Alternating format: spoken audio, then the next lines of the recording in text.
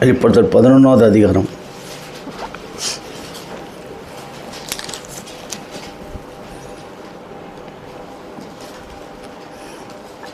15 19 முடிய ஆங்கிலம் படிங்க. படிங்க. வெளிப்படுத்தல் 11ஆம் அதிகாரம் 7ஆம் தூதன் எக்காலம் ஊதினான். அப்பொழுது உலகத்தின் ராஜ்யங்கள் நம்முடைய கர்த்தருக்கும் அவருடைய கிறிஸ்துவராயின. அவர் சதா காலங்களில் ராஜ்யபாரம் பண்ணுவார் என்பதும் கம்பீர சத்தங்கள் வானத்தில் உண்டாயின.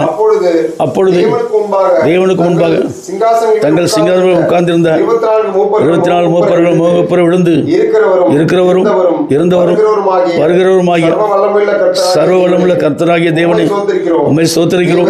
தேவரீர் மகா வல்லமையை கொண்டு ராஜ்யபாரம் பண்ணுகிறீர். ஜாபிதல் கொடுத்தார்.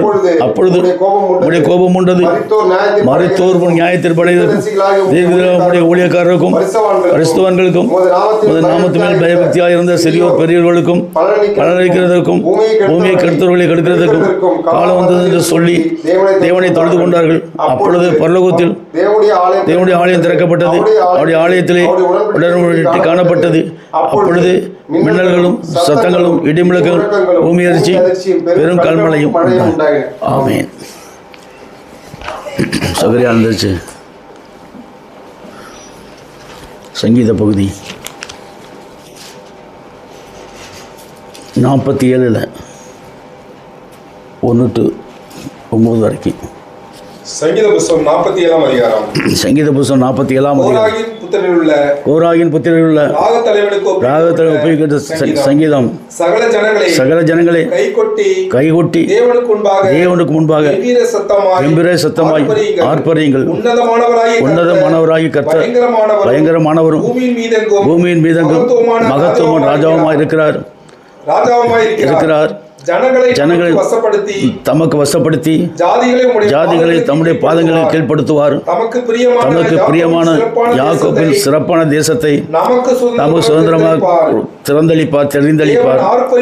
தேவன் ஆர்ப்பரிப்போடும் எக்கால சத்தத்தோடும் உயர எழுந்தருளினார். தேவனை போற்றி பாடுங்கள். நம்முடைய ராஜாவை போற்றி பாடுங்கள். தேவன் பூமி அனைத்திற்கும் ராஜா. கருத்துடனே அவரை போற்றி பாடுங்கள். தேவன் ஜாதிகள் மேல் அரசாளுகிறார். தேவன் தமது பரிசுத்த சிங்காசனத்தின் மேல் வீற்றிருக்கிறார்.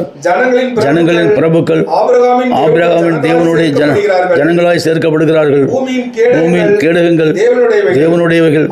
அவர் மகா உன்னதமானவர். ஆமென். 1 தீமோத்தேயு 1ஆவது அதிகாரத்தில் 17வது வசனம் பாருங்கள்.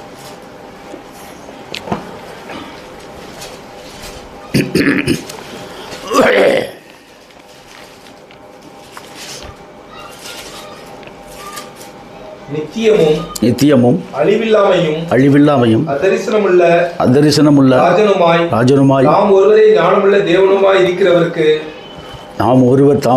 ஞானமுள்ள தேவனுமாய் இருக்கிறவருக்கு கனமும் மகிமையும் சதா காலங்களிலும் உண்டாயிருப்பதாக. ஆமென். அந்த வசனத்தில் ரொம்ப எவ்வளோ ஆழமான காரியங்கள் பதிஞ்சிருப்பாரு. தேவனுடைய மகத்துவங்கள் எல்லாம் எப்படி இருக்குது பார்த்தீங்களா?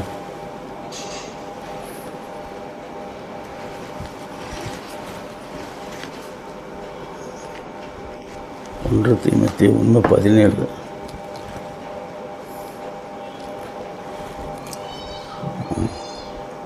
ஆகிக்கலாம் மறுபடியும் அந்த வசனத்தை படிங்க. நித்தியமும் அழிவில்லாமையும் அதரிசனமுள்ள ராஜனுமாய் தாம் ஒருவரே ஞானமுள்ள தேவனுமாய் இருக்கிறவருக்கு கனமும் மகிமையும் சதா காலங்களில் உண்டாயிருப்பதாக. ஆமீன்.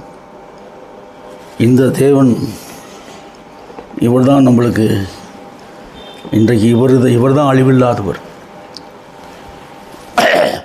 அழிவில்லாத தன்மையை அவர் பெற்றுக்கொண்டார். இப்போ நம்ம இந்த அழிவில்லாதவர் சிலுவையில் அடிக்கப்பட்டார் இல்லையா, அவருடைய நாமத்தை ஆராதனை ஸ்தலமாக கொண்டு வர்றதுக்கு வந்திருக்காரு. இவருடைய யாருடைய நாமத்தை ஆராதனமாக கொண்டு வராரு? சிலுவையில் அடிக்கப்பட்டாருடைய அவருடைய நாமத்தை ஆராதனமாக கொண்டு வர தான் இவர் வந்திருக்கார். ஏன்னா இவர் அவருக்குள்ளேருந்து தான் வெளியில் வராரு. நல்லா கவனிங்க, இவர் யாருக்குள்ளேருந்து வராரு? அடிக்கப்பட்டவர்களுந்து வந்து அடிக்கப்பட்ட வண்ணமுள்ளவரை வந்து சார் அவங்க அடிக்கப்பட்ட வண்ணமுள்ளவரை வர்றாரு. வரும்பொழுது இவருக்கு எப்படி வந்துட்டு சொன்னால் அடிக்கப்பட்ட வண்ணமுள்ளவர்.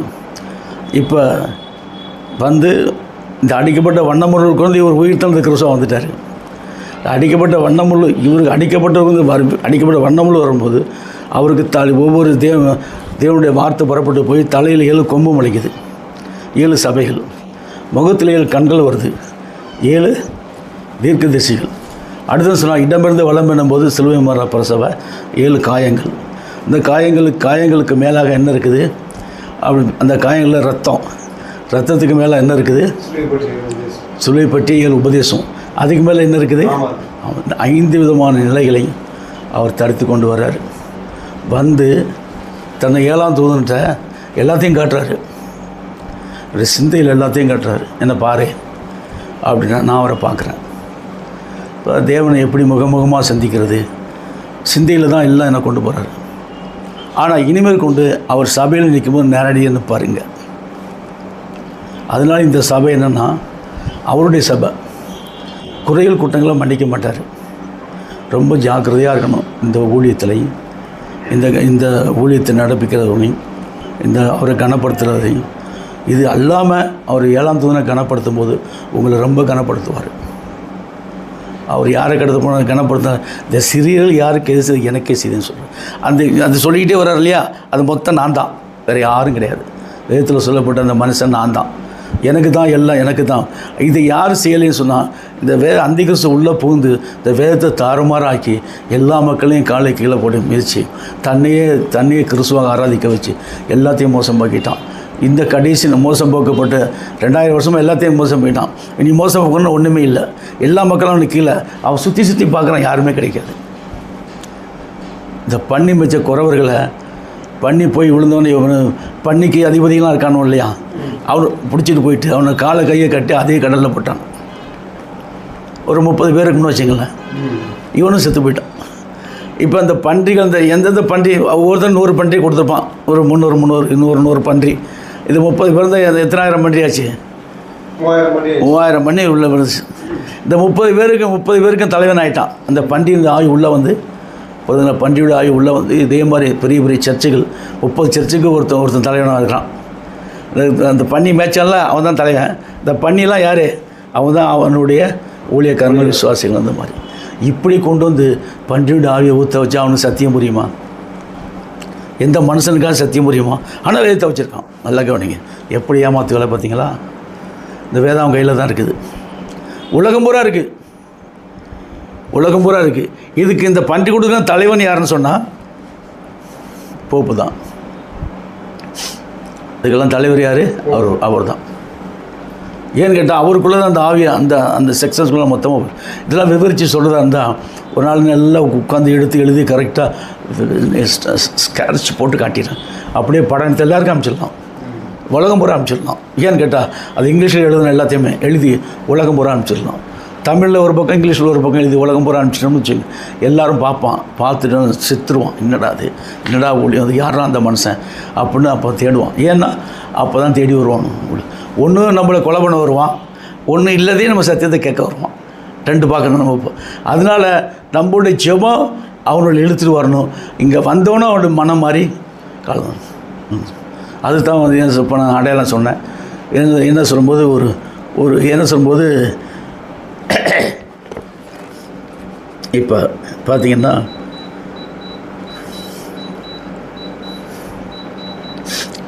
அதாவது 7ஆம் முத்திரையின் காலம் 1/2 மணி நேரம் அமைதல் அடைதல். 7ஆம் முத்திரையின் காலம் 1/2 மணி, அதாவது 12,000 ஆண்டுகள். 7ஆம் முத்திரையின் காலம் 12,000 ஆண்டுகள். செய்தியுடைய தலைப்பு.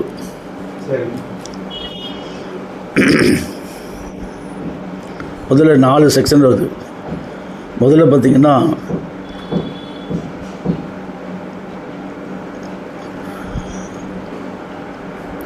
லவோதிக்கா சபையின் செய்தி, அடுத்து 7ஆம் முத்திரையின் செய்தி, 7ஆம் சபையாகிய லவோதிக்கா சபையின் செய்தி, அடுத்து 7ஆம் முத்திரையின் செய்தி, அடுத்து 7ஆம் தூதனுடைய எக்காலம் செய்தி, அடுத்து 7ஆம் சபையினுடைய கோப கலசம்.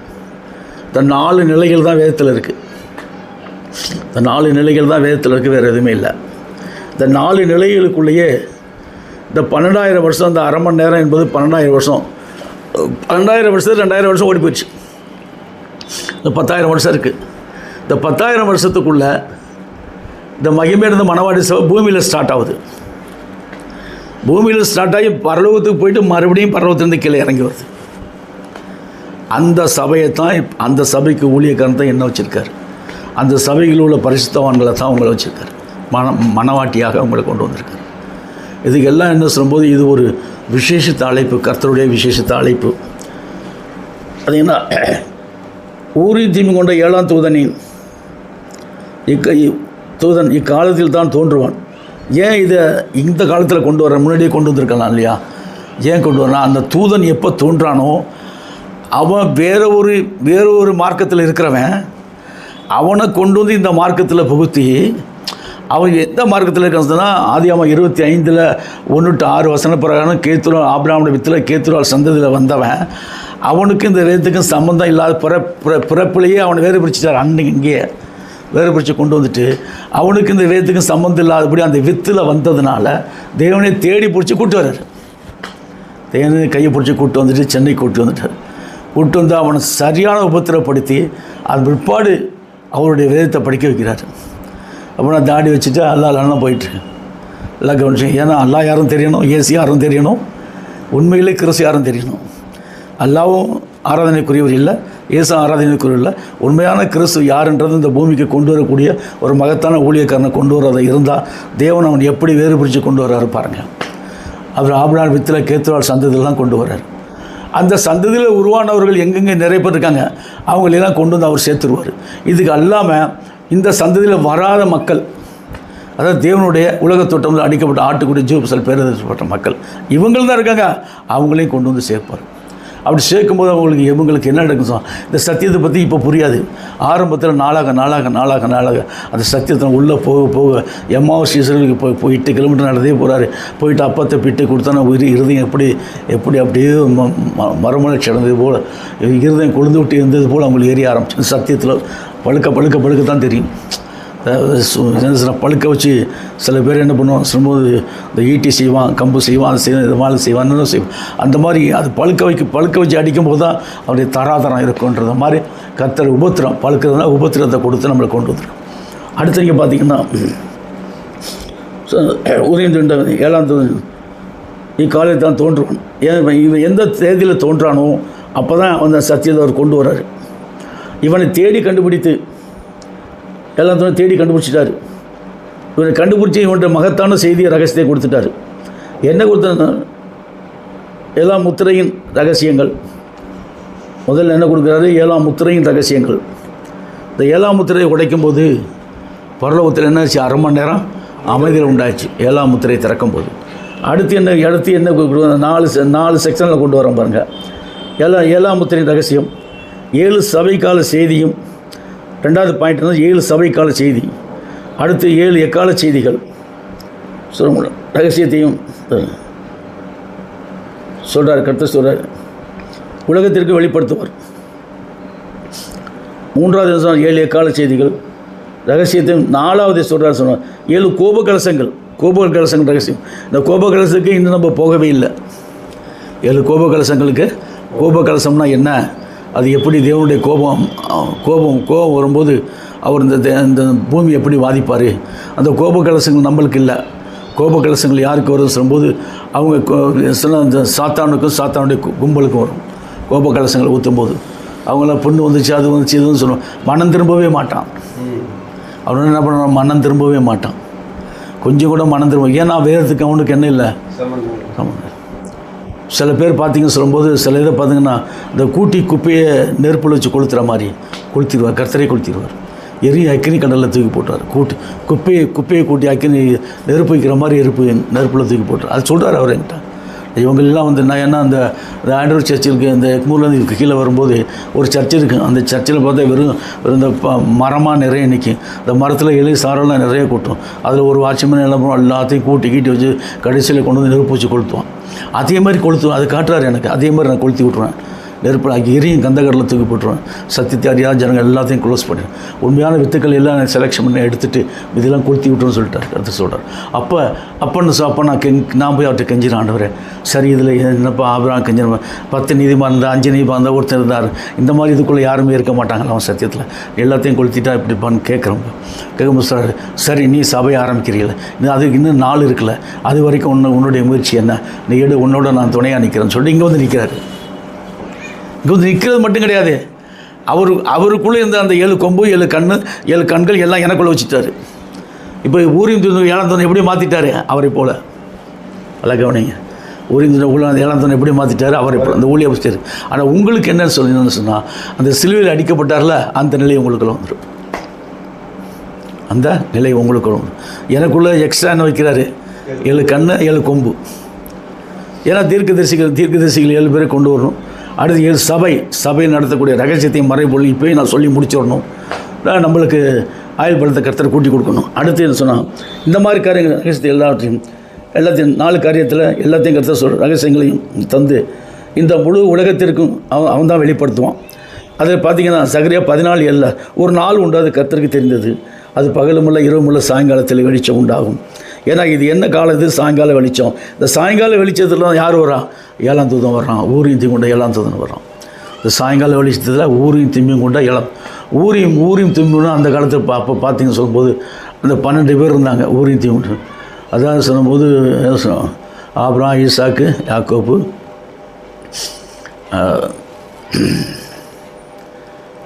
அந்த 12 பேர் இல்லை ஆபிரகாம், ஈசாக்கு, யாக்கோபு, அவன் பேர் என்ன, அவன் மூத்தவன் பேர், அந்த 12 பேர் இருந்தாங்க இல்லையா.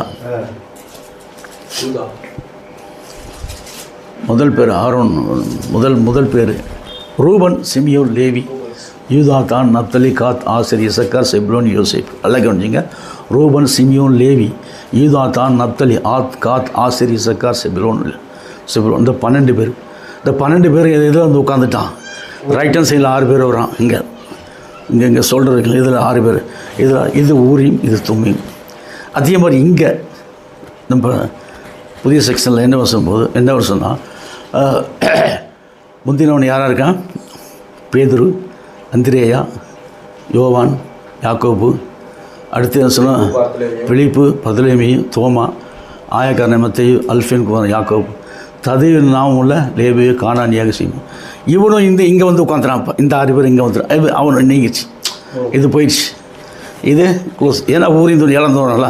இப்போ இவனால் உருவாக்கப்பட்ட சபை தான் பரலோகத்துக்கு போகும். வெளிப்படுத்த ஃபுல்லாக நம்மளுக்கு தான். நான் கூட அந்த ஜனங்கள் நினச்சேன், இல்லைன்ட்டார். அந்த ஜனம் கிடையாது, அதில் ஓமானத்துக்கு சொல்லியிருக்கேன், அவங்களை சேர்க்காதே அப்படின்ட்டார். ஓமானத்துக்கு சொல்லியிருக்கேன், அவங்களை சேர்க்கக்கூடாது, அவங்க இல்லை, அவங்க பேர் மட்டும் போட்டிருக்கிறேன். அதில் வந்து தான்ன்ற கோத்திரம் இல்லாமல் இருக்கும், ஒரு கோத்திரம் இருக்காது. அதில் எந்த வரிசைப்படி வரல, ஒரு கோத்திரம் இல்லை.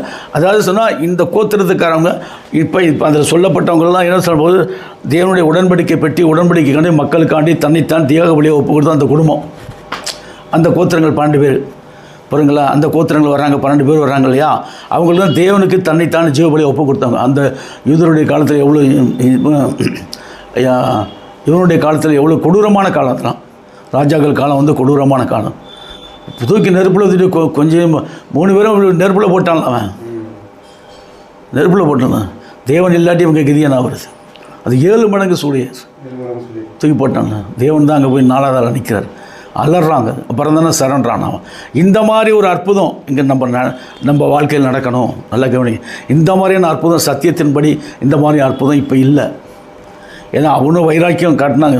பெந்தகோஸ்து நாளில் நிறைய அற்புதங்கள் அடையாளம். ஆனால் இங்கே நம்மளுக்கு அற்புதம் அடையாளங்கள் இல்லை. ஏன்னா விபச்சார சந்தை அடையாளத்தை தேடுகிறான்னு அன்றைக்கே சொல்லிட்டார். இந்த அடையாளங்கள் இவங்களுக்கு இல்லை. சத்தியத்தை அறிவுள்ள மக்களை தான் கூட்டி சேர்ப்பார். சத்தியத்துக்கு விரோதமான மக்கள் எல்லாம் குப்பையை போல தூக்கி தள்ளி விட்டுருவார். எரியும் கந்தக்கடலில் தூக்கி போட்டு அவரையும் சொல்கிறாரு. அதுவும் இல்லை சொல்லிவிட்டேன்னு சார். பகலும் இல்லை சாயங்காலத்தில் வெளிச்சம் உண்டாகும் சொல்லிட்டார். இந்த வெளிச்சம் உண்டாகும் சொல்லிட்டார். ஏன்னு கேட்டால் இவன் மூலியமாகத்தான், இந்த 7ஆம் தூதன் மூலியமாகத்தான் தீர்க்க தரிசனங்களும் வேதித்துள்ள பரம ரகசியங்கள் வெளிப்படும். இவனை கொண்டு தான் செய்கிறாரு. இக்காலத்தில் ஊரின்றி கொண்ட 7ஆம் தூதன் பரிசுத்த வேதாமத்தில் 66 ஆகமங்கள் உள்ள மறைபொருளின் ரகசியங்கள் இவன் தான் வெளியில் கொண்டு வர முடியும், யாராலையும் கொண்டு வர முடியாது.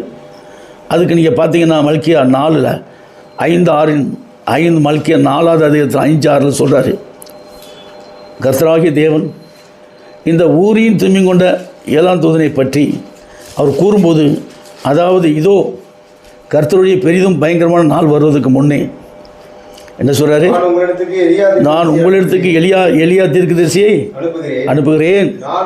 நான் வந்து பூமியை சங்கரத்தில் அடிக்காதபடிக்கு அவன் பிதா கூட இருந்த பிள்ளைகளிடத்திற்கும் பிள்ளைகளிடத்திற்கு பிதாக்களுக்கு திருப்புவான். இந்த ஊழியத்தை தரும்போது இப்போ நம்முடைய 2 பேரும் தான், மோசே எலியா 2 பேரும் தான். மோசே எலியா வந்து என்ன பேசுனாங்க, அதோட முடிய போகுது ஊழியம். இவர் சிலுவை அடிச்சிட்டான்னா அதோட அவன் கதி க்ளோஸ். இப்போ மறுபடியும் இந்த 2000 வருஷமாக அவனு இவர் ஏற்றுக்கொள்ள இல்லை, கம்ப்ளீட்டாக க்ளோஸ் பண்ணிட்டான். புறஜாதி மக்களுக்குள்ளே வந்து பார்த்து அந்த ஊழியத்தையும் க்ளோஸ். அது பிற்பாடு யார் வருவான், 4ஆவது எலியா. அந்த எலியா வந்து அவர்கிட்ட பேசுகிறான். எலியா மோசை வந்து அவர்கிட்ட பேசுகிறாங்க. ஏன்னா எலியா உயிரோட போனால் மோசை உயிரோடு எழுப்பினார் கர்த்தர் மோசையை. செத்து மறுபடியும் உயிரோடு 2 பேரும் உயிரோடு தான் இருக்காங்க, மேலே வருவாங்க. இவனை பற்றி நம்மளுக்கு இதுவே இல்லை. இன்னொருத்த போனால மேலே ஏனோக்கை பற்றி இது இல்லை. அது அவர் பார்த்துக்கிறாரு. அது ஏனோக்கு அது காரியத்தை கேட்டால் சொல்லுவார். இப்போ நான் கேட்கல. இப்போ இவங்க 2 பேரும் பூமிக்கு வரும். பூமியில் வந்து எந்த நாமத்தை மையப்படுத்தும், இந்த ஊரின் துண்ட 7ஆம் தூதன் நான் சொல்கிற சத்தியத்தை தான் அவங்க சொல்லுவாங்க. எந்த மக்களுக்கு, இஸ்ரவேல் ஜனங்களுக்கு. அப்போ எப்பேற்பட்ட அதை முன்னாடியே அவங்களுக்கு தெரியுது. அதுக்கு முன்னாடி அந்த சத்தியத்தை சொல்கிறதுக்கு அவங்களுக்கு என்னென்ன பவர் கிடையாது. மறுபடியும் எலியா போவான், அந்த மோசை போவான். 2 பேரும் போய் இந்த சத்தியத்தை நான் என்ன சத்தியம் உங்களுக்கு சொல்லித்தரணும், இதே சத்தியத்தை அவங்களுக்கு சொல்லி அவங்க டேர்ன் பண்ணி திருப்புவாங்க. அப்போ தான் அவங்க திரும்ப முடியும். அதுக்கெல்லாம் அவங்களுக்கு திரும்புறதுக்குரிய சந்தர்ப்பத்தை கர்த்தர் வைக்கலை. அப்போ இந்த காலத்தில் உள்ள புறஜாதி மக்களுக்கு தான் வெளிப்படுத்தல சொல்லப்பட்ட அத்தனை அது அவங்க வருது, அவர் பார்த்துக்கிறாரு. நம்மளுக்கு கொடுக்கப்பட்டதை மட்டும் நம்ம பார்த்துட்டு ஓடிக்கிட்டே இருப்போம். அந்த தூதனை பற்றி அவர் கூறாரு சொல்லிட்டாரா. இதோ அப்போ என்ன சொன்னாங்க, அவர் சொல்லும்போது என்ன சொல்கிறாரு, இதோ எலியா. அவர் சொல்லும்போது பார்த்தாலே ரொம்ப ஆச்சரியமாக இருக்குது, அது பயங்கரமாகவும் இருக்குது. அவர் சொல்லும்போது பார்த்தா ரொம்ப சிம்பிளாக இருக்குது. ஸோ மல்கியா 4:6 படிங்க அந்த வசனத்தை. நான் வந்து பூமியை சங்காரத்தால் அடிக்காதபடிக்கு அவன் பிதாக்களுடைய இருதயத்தை பிள்ளைகளிடம் இருக்கும், பிள்ளைகளுடைய ஒரு பிதாக்கள் இருக்கும். இப்போ பிதாக்கள் என்பது நம்மளுக்கு ஆதி அப்போஸ்தலர் ஆராதித்த நாமம். நல்லா கவனிங்க. ஆதி அப்போஸ்தலர் எந்த நாமத்தை ஆராதிச்சாங்க, கிருபணம் அப்படின்னா அதே நாமத்தை இவன் மறுபடியும் திருப்பான். பிதாக்கள் அவங்க, பிள்ளைகள் நீங்கள். இக்காலத்துக்குரிய சத்தியத்தை ஊறிந்து கொண்டு 7ஆம் தூணை எழுப்பக்கூடிய மக்கள் தான் பிள்ளைகள். அப்போ என்ன சொன்னால், ஆதி அப்போதும் ஆராய்ச்சி விட்டு சென்ற நாமத்தை திரும்ப கொடு. இந்த பிள்ளைகளை எங்கே போய் இவன் தேடுவான்? ரட்சிக்கப்படுற கர்த்தர் அன்னைக்கு சபையில் அன்னைக்கு கூட்டி சேர்த்தப்புறம் இன்றைக்கி அவரே தான் கூட்டி சேர்க்கணும். இப்போ நிற்கிறார்லங்க, இதை பார்த்தீங்களா இந்த படத்தை? இவர் அடிக்கப்பட்ட வண்ணமுள்ளவருக்குள்ளேருந்து அடிக்கப்பட்டார்ல, அவருக்குள்ளேருந்து இவர் வந்து அடிக்கப்பட்ட வண்ணமுள்ளவர் வந்துட்டார். அடிக்கப்பட்ட வண்ணமுள்ளவர்களுக்கு வெளியில் வந்துட்டு மறுபடியும் இவருக்குள்ளே இந்த அடையாளெல்லாம் முடிஞ்சு போச்சு. இவர் தான் உயிர்த்தெழுந்த கிறிஸ்து.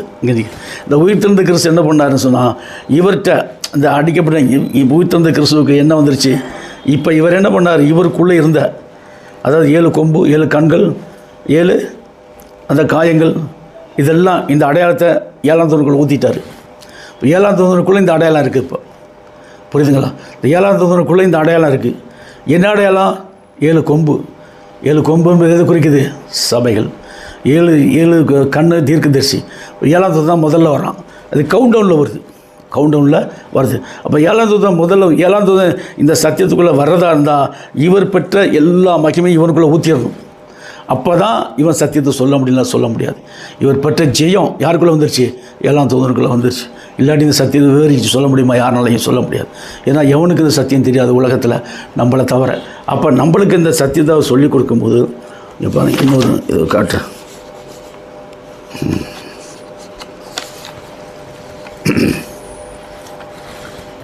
இவர் தான் அடிக்கப்பட்டவர். இப்போ அடிக்கப்பட்ட வண்ணமுள்ளவர் இருக்கார் இல்லையா, இவர் தான் வந்து சொல்லும்போது இவர் இதுக்குள்ள 7 முத்திரைகள் திறந்துட்டார். 7 முத்திரைகள் ஓப்பன் பண்ணிட்டாரா? ஓப்பன் பண்ணிட்டு சர்வசாதாரணமாக அங்கே வந்து நின்ட்டாரா? இங்கே தான் 7ஆம் தூதனை இங்கே நிற்கிறான். 7ஆம் தூதனுக்குள்ளே இவருடைய மகிமையெல்லாம் ஊற்றிட்டார். ஊற்றுற பிற்பாடு இந்த மகிமை ஊற்றின பிற்பாடு மேலே மகிமை வந்துட்ட பிற்பாடு மறுபடியும் வந்து என்ன கொடுக்குறான்னு சொன்னால் சபை ஊழியத்தை கொடுக்குறாரு. இவர் ஜெயம் கொண்ட ஜெயம் முன்னுக்குள்ளே வந்துருச்சு. இப்போ ஜெயம் வந்தால் என்ன வரணும்? ஊழியம் செய்யக்கூடிய பவர் வரணும்ல. அப்போ அந்த 7 இந்த வெளிப்படுத்த உள்ள அனைத்து ரகசியங்களும் அங்கே தான் இருக்குது. இந்த மொத்த ரகசியம் எனக்கு வர்றதா இருந்தால் இவர் என்ன பண்ணணும்னு சொல்லும்போது 7 கண்களையும் 7 கொம்பையும் எனக்குள்ளே வைக்கணும். என் தலையில் என்ன வந்துருச்சு? 7 கொம்புகள் 7 கண்கள் வந்துருச்சு. முகத்தில் கண்கள் வந்துருச்சு. அப்போ என்ன சொன்னால் இவர் ஜெயம் கொண்ட ஜெயம் முழுதும் எனக்குள்ளே ஊற்றிட்டார். இப்போ இந்த ஊழியத்தை செய்கிறதா இருந்தால் இந்த ஜெயம் எனக்குள்ளே வந்தால் தான் செய்ய முடியுமா? முடியாது. அதனால் இந்த ஜெயத்தை எனக்குள்ளே ஊற்றிட்டார். அடுத்து நீங்கள் பார்த்தீங்கன்னா சொல்கிறாரு, இனி காலம் செல்லாது, தேவன் தம்முடைய தீர்க்க சுவிசேஷம் அழைத்தபடி 7ஆம் சத்தத்தின் நாட்களிலே அது எக்காலம் ஊத போக்கிறது. எக்காலம் சொல்லும்போது இப்போ நான் சொல்லிட்டேன், சுழியை பற்றிய 7 உபதேசம் தான் எக்காலம். சுழியை பற்றிய உபதேசமே எக்காலம். இந்த எக்காலம் ஊதப்பு இந்த எக்காலத்துக்குள்ளே மீதமுள்ள 3 செக்ஷனும் உள்ளே வந்துடுது. உள்ளே வந்து சுழியை பற்றிய 7 உபதேசத்துக்குள்ளே எல்லாம் வந்துடும். அப்போ 7ஆம் தூதன் தான் முதல்ல வர்றான், 6ஆம் தூதன் பின்னாடி வர்றான், 5ஆம் தூதன் அதுக்கு பின்னாடி வர்றான், 4ஆம் தூதன் அதுக்கு பின்னாடி வர்றான், 3ஆம் தூதன் அதுக்கு பின்னாடி வர்றான், 2ஆம் தூதன் அதுக்கு பின்னாடி வர்றான், 1ஆம் தூதன் அதுக்கு பின்னாடி வர்றான். அப்போ இந்த நாட்கள் எத்தனாயிரம் வருஷம் வருது? 10,000 வருஷம் வருது. நம்மளுக்கு தந்திருக்காரு, நம்மளுக்கு ஆயுள் படுத்தக்கூடிய. ஏன்னா அவன் நிறையா 900 வருஷம் 1000 வருஷம் 1100 வருஷம் கொடுத்தார்ல, நம்மளுக்கு 300 வருஷத்தை கர்த்தர் கண்டிப்பாக தருவார். அப்படின்ற ஒரு பேஸில் நம்ம அதை அவரை இதை வச்சு நம்ம இதை பிதாக்கிறது திருப்பான். இந்த இருதயம் திருப்பக்கூடிய இந்த ஊழியத்தை நம்மளுக்கு கொடுத்துறாரு. இந்த புறஜாதி 4வது ஏலியா, இவன் யாராக இருக்கிறான்? புறஜாதி 4வது ஏலியா இவன் தான் புறஜாதி 4வது ஏலியா. இந்த புறஜாதி 4வது ஏலியா வரும்போது வரான் இல்லையா? கடந்த 2000 ஆண்டுகள் நடந்து முடிந்த அந்த தீர்க்கதரிசனம் முழு உலகத்துக்கும் இவன் தான் கொண்டு வரான். நடந்து முடிஞ்ச மொத்த தீர்க்க உலகத்துக்கு இவன் தான். ஊரீந்தியம் கொண்ட ஊழியத்தை இந்த புறஜாதி எலியா தான் கொண்டு வர முடியும், வேறு யாராலையும் முடியாது. இந்த காலத்துக்குரிய ஒளி எப்படி வருது? கவுண்டவுனில் வருகிறது. பார்த்திங்கன்னா இந்த காலம் எப்படி இருக்குன்னு பாருங்கள். 2 பேதுரு 2வது அதிகாரத்தில் 1-3. இப்போ இவன் இந்த ஊழியத்தை கொண்டு வரக்கூடிய இந்த டைமில் இந்த காலம் எப்படி இருக்குது?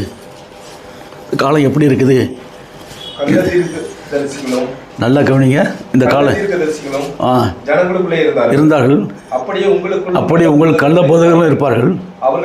அவர் கேட்டுக்கு ஏதுவான வேத பொருட்களை தந்திரமாய் நுழைய பண்ணி மறுதளித்து உண்மையிலே உங்களை கிரகித்து கொண்டு இந்த உலகத்திலாம் கிரகித்து கொண்டவர் யார்? அவர் தான், கிருபனும் தான். நாமத்தை மாற்றிட்டான்ல, மறுதளிக்க வச்சுட்டானா? இப்போ எனது எல்லாத்தையும் க்ளோஸ் பண்ணிட்டானா? இப்போ எல்லா மக்களையும் அவனுக்கு அடிமைப்படுத்திட்டானா? இதுக்கெல்லாம் அவன் இப்போ சிலுவை அடிக்கப்படாத நாம் உள்ளே வந்துருச்சா? மொத்தமாக கெட்டு போச்சா? இப்போ யார் ஆராதிக்க ஆரம்பிச்சிட்டாங்க? ஜனங்கள்லாம் அந்தி கிறிஸ்துவா இயேசு அன்னைக்கு நாங்கள்லாம் விழுந்து ஆராதிக்கிறாங்க. இப்போ அப்பா பேசினாரா? ஜெபம் பண்ணீங்களா? அப்பாட்ட சொன்னீங்களா? சொல்லுங்கள். அப்பாட்ட சொல்லு. இயேசு யார் ஆகிட்டார்? அப்பா ஆகிட்டார். இன்னொருத்தர் இருக்கான், அம்மாவும் நீரே அப்பாவும் நீரே. அந்த காலத்தில் ஒருத்தன் பாட்டு பிடிப்பான், அம்மாவும் நீரே அப்பாவும் நீரே. அதே மாதிரி ஆரம்பிச்சிட்டான ஒன்று. என்ன எதிரிகளுக்கு என்ன வந்து எமோஷனல்? எவனையாச்சும் அந்த பிசாசு எழுப்பி அவனுடைய ஆவியை ஊற்றி சத்தியத்தை அறிய முடியாதபடி திக்குப்புறம்பை பிடிச்சி போகணும். அங்கே என்ன நடக்குது உங்களுக்கு சொல்லும்போது நீங்கள் பார்த்தீங்கன்னு சொன்னால் அங்கே நடக்கக்கூடிய காரியங்களை பார்த்தா வெளிப்படுத்தல் 16வது அதிகாரத்தில் 13-14 சொல்லப்பட்ட என்ன சொல்லும்போது பிசாசுகளுடைய நாமத்தில் பிசாசுகளுக்கு ஒரு அற்புதங்கள், மோடி மாசன அற்புதம் செய்யக்கூடிய அற்புதம் செய்யக்கூடிய அசுத்த ஆவிகள் அங்கே வருது. அந்த ஆவிகள் வந்து என்ன பண்ணுது? அந்த ஆவிகள் பாருங்கள், வலு சர்ப்பத்தின் வாயிலும் மிருகத்தின் வாயிலும் கள்ளத்திற்கு வாயிலிருந்து 3 அசுத்தாவில் புறப்பட்டவரை கண்டேன். ஆவிகள் என்ன அற்புதங்கள் செய்து அந்த ஆவிகள்லாம் இந்த மனிதனை டேர்ன் பண்ணி இயேசு ஆராதிக்க வைக்குது. நல்லா கவனிங்க. இந்த மக்களை எல்லாம் டேர்ன் பண்ணி அற்புதம், மோடி பஸ்தான் அற்புதம் பண்ணி இந்த மக்கள் என்ன பண்ணுது, இயேசுன்ற நாமத்தை ஆராதிக்க வச்சு, அல்லான்ற நாமத்தை தள்ளப்பட்ட தேவர்கள் தேவ தூதர்கள் அத்தனை பக்கம் ஆராதிக்க வச்சு 10 விதமான மார்க்கங்களை உருவாக்கி எல்லா மார்க்கத்துக்குள்ளேயும் பயங்கரமான வழிபாட்டு முறைகளை கொண்டு வந்து மொத்தத்தையும் நாட்டை குட்டிச்சோர் பண்ணிச்சு. எல்லா மக்களும் யாருக்குள்ளே மாட்டிக்கிட்டாங்க, தள்ளப்பட்ட ஆவியருக்குள்ளே மாட்டிக்கிட்டாங்க. இவரை விடுவிக்கக்கூடிய பொறுப்பு எப்படி இருக்குது? இப்போ எத்தனை பேர் இருக்கிறோம்? இப்போ நம்ம 4-5 பேர் தான் இருக்கிறோம். ஊழியம் இப்போ தான் தொடங்குது. அப்போ இதில் நம்மளுக்கு என்ன தேவைப்படுது? முழங்கால். என்ன தேவைப்படுது? முழங்கால். நீ முழங்கால் நின்னா கர்த்தர் ஆத்துமகளை தருவார் உனக்கு. எங்கே சுற்றி எங்கே வந்தாலும் வரும். இல்லை கவனி, நீ செயல்படணும். அப்போ தான் கர்த்தர் ஆத்துமா தரும். ரெண்டாவது இன்னொரு என்ன, இங்கே செயல்படாதவங்க, இங்கே நானே செயல்படலைன்னா நானே நிற்க முடியாதுங்க. அது இப்போ நெருப்பில் காலை வச்சு நடக்கிறான். நல்லா கவனிங்க. அக்னி வளர்த்து நெருப்பில் நடக்கிறான்னா எந்த ஆய்வு வந்து அவனை அக்கினியில் நடக்க வைக்குது? கவனிச்சில்ல? அந்த ஆய்வு வராமல் வந்தால் அக்கினியில் நடக்க முடியுமா? சாதாரண மனுஷன் நடக்க முடியுமா? அது எத்தனை 40 நாள் வர தான் இருக்கிறான். இந்த பூசாரி இந்த ஆவி இறக்குறான். அது அந்த ஆவி பலங்கொண்டு அந்த மனுஷன் நடக்க வைக்குது. இது ஒரு பெரிய அற்புதம்னு பார்க்குறாங்க ஜனங்க. இது பெரிய நேபுகாத்து நேச்சா தூக்கி போட்டான் பாருங்க, 3 பேர் எரியும் இதையும் கந்த கடவுள் தூக்கி போட்ட மாதிரி போட்டான்ல. அது மாதிரி இது ஒரு பெரிய ஒரு அற்புதம் நடக்குது, ஜனங்க நடக்குது, இந்த மாதிரி நடக்குது. அப்புறம் இன்னொன்று பார்த்தீங்கன்னு சொல்லும்போது அந்த இது இங்கிட்டு குத்திக்கிடுவான், இப்படி குத்திக்கிடுவான், உடம்புல குத்திக்கிடுவான். இதெல்லாம் என்ன சொல்லும்போது இது தள்ளப்பட்ட ஆவிகள் செய்யக்கூடிய அற்புதங்கள். இந்த அற்புதங்களை கண்டு ஜனங்களை திக்புறமாக பிடிக்க வச்சு அந்த ஜனங்களை வந்து பயத்தையும் நடுக்கத்தையும் கொண்டு வந்து பலவிதமான போராட்டங்களை கொண்டு வந்து அவங்களே பொருத்தனை பண்ண வச்சிடும். ஆட்டோமேட்டிக்காக பொருத்தனை நான் அப்படி பண்ணுவேன், இப்படி பண்ணுவேன், இப்படி இவங்களே கலந்து உளர வச்சு கடைசியில் அதேபடி அந்த ஆவிகள் நடத்திட்டு போகுது. அப்போ தேவாவை என்ன பண்ணுறாரு? கதறாரு. யாரை நோக்கி? கர்த்தரை நோக்கி கதறாரு தேவாவி. இந்த மக்கள்லாம் அப்படி போயிட்டாங்களா ஆண்டவரேன்னு சொல்லி கொஞ்சம் பொறுன்னு சொல்லி போய் 7ஆம் தூதனை எழுப்பியிருக்கேன். நம்ப மூலியமாக தான் அவன் தான் அப்படி போயிட்டான், இந்துக்கள் தான் போயிட்டான். இந்த வேதத்தை வச்சுருக்கேன் அப்படி இருக்கான். பார்த்தீங்களா? வேதத்தை வச்சுருக்கோம். யாருக்கு அடிமையாக இருக்கிறான்? எமோஷனல் பெந்தகோஸ் பெரிய ஸ்தாபன சபைகளை உருவாக்கிட்டாங்க. இப்போ நான் சொன்ன பிரகாரம் யார் ராஜாவாக வந்துட்டப்ப பாத்தியா பண்ணி வைக்கிற குறவமாக இருக்காம்மா. குளிக்க மாட்டான், ஒன்றும் பண்ண மாட்டான், ஒரு கோமணத்தை கட்டிக்கிடுவான், ஒரு குச்சியை வச்சுக்கிடுவான். நாட்டுப்படத்தில் பார்த்தீங்கன்னா டொன்னு பண்ணி ஓட்டிகிட்டே போயிட்டே இருப்பானு. அந்த மாதிரி பிசாசு என்ன பண்ணான்? இவங்களை கேவலமாக்கிட்டான். யாரை? எமோஷனல் பெந்தகோஸ் ஊழியக்காரங்க அத்தனை பேரையும் கேவலமாக்கிட்டான்.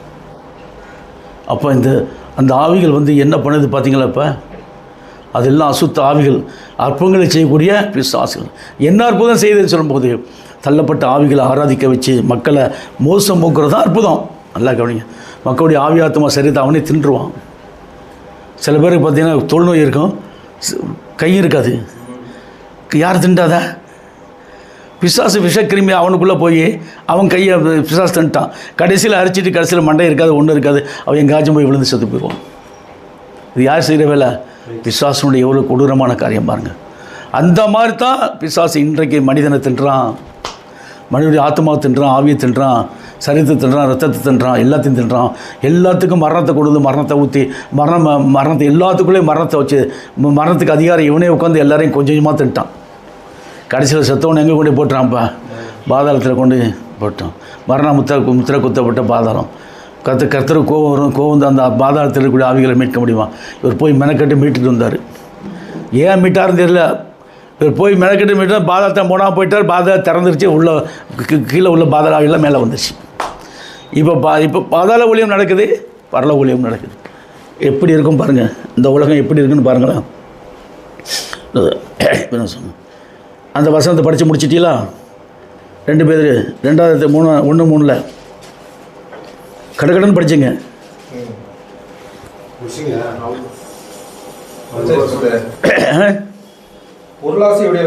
பொருளாசையுடையவர்களாய் தந்திரமான வார்த்தைகளால் தங்களுக்கு ஆதாயமாக வசப்படுத்திக் கொள்வார்கள். பூர்வ காலம் முதல் விதிக்கப்பட்ட ஆக்கினை அயர்ந்திராது. இல்லை, ஒரு கேட்டுக்கிறது. அதாவது இவங்க தேவனிடத்தில் வந்து பிரிச்சிடான். அதுதான் சொல்ல வந்த தேவனிடத்தில் தான் அவங்கள பிரிச்சுதான். ஏன்னா இந்த பைபிளை வச்சுட்டு உண்மையான தேவன் யாருன்னு கண்டுபிடிக்க முடியாது. இப்படி ஏன்னா அதுக்கு இந்த வேதத்துக்குள்ளே வந்துட்டானே பிசாசு. ஸ்டாப்பாங்க கம்ப்ளீட்டாக பிரச்சனை. அடுத்து பார்த்தீங்கன்னா சொல்லிவிட்டு சொல்கிறார் 1 யோவானில் 1 18-22 இந்த 2 வசனம் படிங்க டக்கு டக்குன்னு. 1 யோவான் 1 18-22. பிள்ளைகளே இது கடைசி காலமாக இருக்கிறது. அந்திகிறிஸ்து வருவான். நீங்கள் கேள்விப்பட்டபடி இப்பொழுதும் அநேக அந்திகிறிஸ்துகள் இருக்கிறார். அதனால இது கடைசி காலம். ஏன்னு கேட்டால் அவருக்கு நிருபத்தை எழுதினவருக்கு தெரியுது அந்திகிறிஸ்து வரப்போறான்னு சொல்லிட்டு. ஏன்னா இவங்க எழுதின நாமத்தை நீக்க போகிறான்னு தெரியுது அவருக்கு. ஞானத்தில் சொல்கிற கிடத்த நாமத்தை நீக்கிட்டு அவன் அந்திகிறிஸ்து அவன் நாமத்தில் உள்ளே வரப்போகிறான்னு தெரியுது. அதனால் எழுதிவிட்டார். ஆனால் எழுதுகிறவருக்கே சரியான முறைக்கு கர்த்தர் ரகசிய சொல்ல எனக்கு தான் சொல்கிறார். 22வது வசனத்தை படிங்க.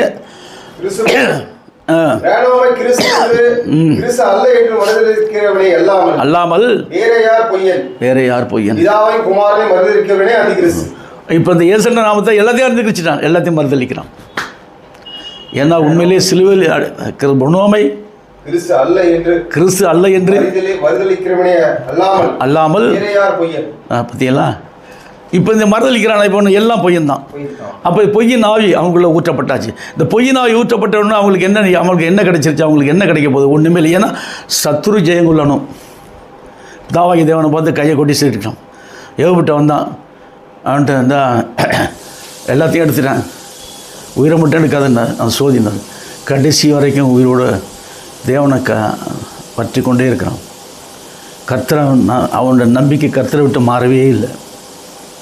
அதே மாதிரி தான் நம்மளுக்கு மாறாதபடி நம்ம நிற்கணும். என்ன உபத்திரம் வந்தாலும், என்ன கஷ்டம் வந்தாலும், என்ன பாடு வந்தாலும் இந்த சத்தியத்தை விட்டு நம்ம மாறக்கூடாது. ஏன்னா ஊழியக்காரனை விட்டு மாறக்கூடாது, ஐக்கியத்தை விட்டு மாறக்கூடாது. சத்தியத்தை விட்டு மாறக்கூடாது, ஊழியக்காரனை விட்டு மாறக்கூடாது, ஐக்கியத்தை விட்டு கர்த்தரை விட்டு மாறக்கூடாது. இப்போ இந்த 4 காரியத்தில் ஊன்றி நின்றால் தான் நம்ம ஜெயம் கொள்ள முடியும். ஜெயம் கொண்டவர் உனக்குள்ளே ஜெயத்தை ஊற்றிட்டார். ஜெயத்தை உனக்குள்ளே வந்துச்சு, ஜெயம் வந்தாச்சு. அப்போ என்ன சொல், ஜெயம் கொண்டவங்க மற்றவங்களுக்கு ஈஸியாக லகுவான முறையில் சமயம் வாய்த்தாலும் வாய்க்காவிட்டாலும் திருவசனத்தை ஜாக்கிரதையாக பிரசங்கம் பண்ணி அவங்கள உள்ளே கொண்டு வரணும். அதுக்கு இன்னொரு ஆதாரமாக ஒரு வசனம் தர பாருங்க. 1 யோவான் 4வது அதிகாரத்தில் 7வது வசனம் 7-3 1-3 1 யோவான் 4வது அதிகாரத்தில் 1-3 பாருங்க. பிரியமானவர்களே, தோன்றியிருப்பதனால் நீங்கள் எல்லா ஆவிகளையும் நம்பாமல் அந்த ஆவிகள் தேவனால் உண்டானவைகளோ சோதித்தறிங்கள். தேவ ஆவியை நீங்கள் எதனாலே அறியலாம் என்றால் மாம்சத்தில் வந்த அறிக்கை பண்ணுகிற எந்த ஆவி தேவனால் உண்டாயிருக்கிறது. முடிஞ்சு போச்சா? இன்னைக்கு மாம்சத்தில் வந்த கிருபணமே அறிக்கை பண்ணாது. இயேசு அறிக்கை பண்ணும்போது அது தேவனால் உண்டான ஆவி இல்லை, அது உலகத்தில் இருக்கக்கூடிய பிசாசின் ஆவிகள். அந்த ஆவிகள் உலகம் பூரா வந்துச்சு. மக்கள் எல்லாம் கொண்டு வந்து 18 புராணங்கள் கொண்டு வந்துட்டாங்க. கதைகள் ரிக், யஜூர், சாம, அதர்வன 4 வேதங்கள், போவேதங்கள் 8 போதுங்களா. அடுத்த வருஷம் ஊர்வன, பரப்பன, நடப்பன, நீந்துவன, ஆடுவன, ஓடுவன அத்தனையும் வெட்டவெளி, ஆகாயம் எல்லாத்தையும், சந்திரன், சூரியன், நட்சத்திரங்கள் அத்தனையும் வணங்க வச்சுட்டோம். தள்ளப்பட்ட ஆவிகள் எல்லாத்துக்குள்ளேயும் புகுந்துருச்சு. அதில் அவுத்து விட்டோன்னா கீழே தள்ளி விட்டார். எல்லா ஆவிகளையும் தள்ளி விட்டார் கீழே. அதுக்கு என்ன பாவம் பண்ணிச்சோ அதே பாவத்தை பூமியில் பண்ணிச்சு. இப்போ எல்லாத்தையும் ஒரு கொடியில் போய் சாமானியை கொளுத்து வைக்கிறான். கொடியில் போயிட்டு ஊதுவத்தி கொளுத்து வைக்கிறான். அந்த கொடி அவங்க பரம்பரையாக வந்துச்சான். சொப்பனத்தில் வந்துச்சு அவனுக்கு கொடி. அவன் கதை சொல்லுவான். சொப்பனத்தில் வந்துருச்சு. அந்த கொடியை காட்டினாரான். எந்த ஆண்டவர் காட்டினார் கேட்டிங்கன்னா ஒன்றும் இருக்காது. சில பேர் பஸ்ஸில் உட்காரும்போது லூஸ் டாங் பண்ணிக்கிட்டே வருவாங்க. நான் எழுந்திரிச்சு அந்த பக்கம் போய் உட்கார கேட்குறதுக்கு கஷ்டமாக இருக்குது. எழுந்திரிச்சு எங்கே போய் நின்றுக்குருவேன். ஏன்னு கேட்டால் தேவையில்லாத ஒன்றை பிசாசு நான் பேசிட்டேன். வச்சான்னு பேசி என்ன சொல்லி என் மூட கெடுப்பான் பிசாசு. அதே மாதிரி பார்த்தீங்கன்னு சொல்லும்போது அப்போ எந்த அளவுக்கு ஒரு கேவலமாக கீழ்த்தனமாக இருக்கான் பாருங்கள். இப்போ 2 யோவான் 1வது அதிகாரத்தில் 7வது வசனம் பாருங்கள். டக்குன்னு படிக்கணும். 2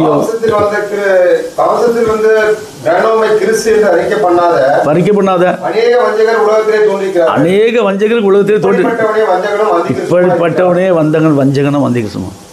இந்த மாம்சத்தில் வந்த கர்ப்பணோமை நம்ம சொல்லும்போது அவன் அறிக்கை பண்ணி வந்துட்டான்னு தப்பிச்சுக்கிட்டான், இல்லாட்டி இல்லை. ஏன்னு கேட்டால் என்னடா இவன் நூதனமான உபதேசத்தை உள்ளே திணிக்கிறானேன்னு கேட்குறான். என்ன என்ன கேட்குறான்? நான் நூதனமான உபதேசத்தை தெளிக்க உலகத்தில் உள்ள எல்லா மக்களும் இயேசுவே இயேசுன்னு சொல்லும்போது நீ இயேசு அந்தி கிறிஸ்தன் எப்படா சொல்கிறேன் அப்படின்னு நம்மளுக்கு அது அந்தி கிறிஸ்தாண்டா ஆராதிக்கக்கூடாது வா சொல்லித்தரேன்னு சொன்னால் வருவானா? வரமாட்டான். எங்களுக்கு தெரியாதா? நாங்கள் எத்தனை தலைமுறையாக இருக்கிறோம், நேற்று வந்த நீ எங்களுக்கு போதிக்கிறியா அப்படின்ற மாதிரி தான் போயிட்டுருக்கான். ஏன்? நேற்று வந்தானா இப்போ வந்தால் சத்தியம் யார் மூலியமாக வெளிப்படுதோ அதை படி, சத்தியத்தை படி. என்ன பிடிக்காத? சத்தியத்தை பாரு. சத்தியத்தை இருக்கு, சத்தியம் தானே விடலையாக்கும். நான் சத்தியத்தை சொல்லி நல்லா கேளு, விட்டு கேளு. நான் சொன்னது சத்தியமாக இருந்தால் ஏற்றுக்கொள்ள, இல்லாட்டி கேள்வி மேலே கேள்வி கேள்வி யாராக இருந்தாலும் கேட்குறதுக்கு வக்கில்ல. இந்த மாதிரி தெரித்து ஓடிடுவாங்க. வேண்டாம், நான் அந்திகிறிஸ்து வரேன் கேள்வி தான் வரான் பாருங்கள், ஓடுங்க ஓடுங்க ஓடுங்கன்னு ஓடுவான். நம்மளை பார்க்க விட மாட்டான். ஏன்? நம்மளையும் அந்திகிறிஸ்துன்னு சொல்கிறானே. இந்த சத்தியத்தை கொண்டு வரவன என்ன பண்ணுவான்? நீ ஜீவனுடைய தேவனுடைய குமாரனே கிறிஸ்தவன் ஆம் ஓங்கி அடித்தான் பலாரன் அட்ராவன் சொல்லு. அவர் உண்மைத்தானே சொன்னார், பொய்ய சொன்னார். அந்த மாதிரியான நிகழ்ச்சி தான் இன்றைக்கு பிசாசு வந்து அடையாளத்தை திருடுகிறான். என்ன அடையாளம் கொடுத்தா? யோனாத்திற்கு அடையாளம் வழிவருக்கு வேறு எந்த இடத்துல. அதே மாதிரி மனுஷன் 3 நாள் பூமியில் இருப்பார்னு சொன்னான். இது பூமி இதயத்தில் இருப்பார்னு சொல்லி அதை குத்துலாம் அவனுக்கு யாரும் அதை குத்துலாம் அவனுக்கு கவலைப்படவே இல்லை. புரியுதா? நீ என்ன அடையாளம் செய்கிறேன் அதை காட்டு எங்களுக்கு அடையாளம், நீ என்ன செஞ்ச இப்படிதான். நான் ஆலயத்துட்டு வெளில போயிட்டார், அடித்து கொள்ளுங்கடான்னா மறைஞ்சு போயிட்டார்.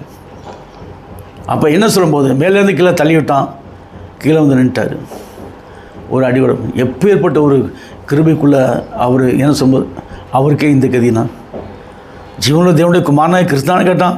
அவர் என்ன இல்லைன்னு சொன்னார், அவர் பொய்யா சொன்னார் இல்லையா, அதுக்கு அடிக்கிறான் கண்ணத்தில். அதே மாதிரி தான் இன்றைக்கு பிசாசுடைய கிரிகள் எப்படி பூமியில் அப்படி தான் இருக்கும். அது சொல்லிட்டு அடுத்து பார்த்திங்கன்னா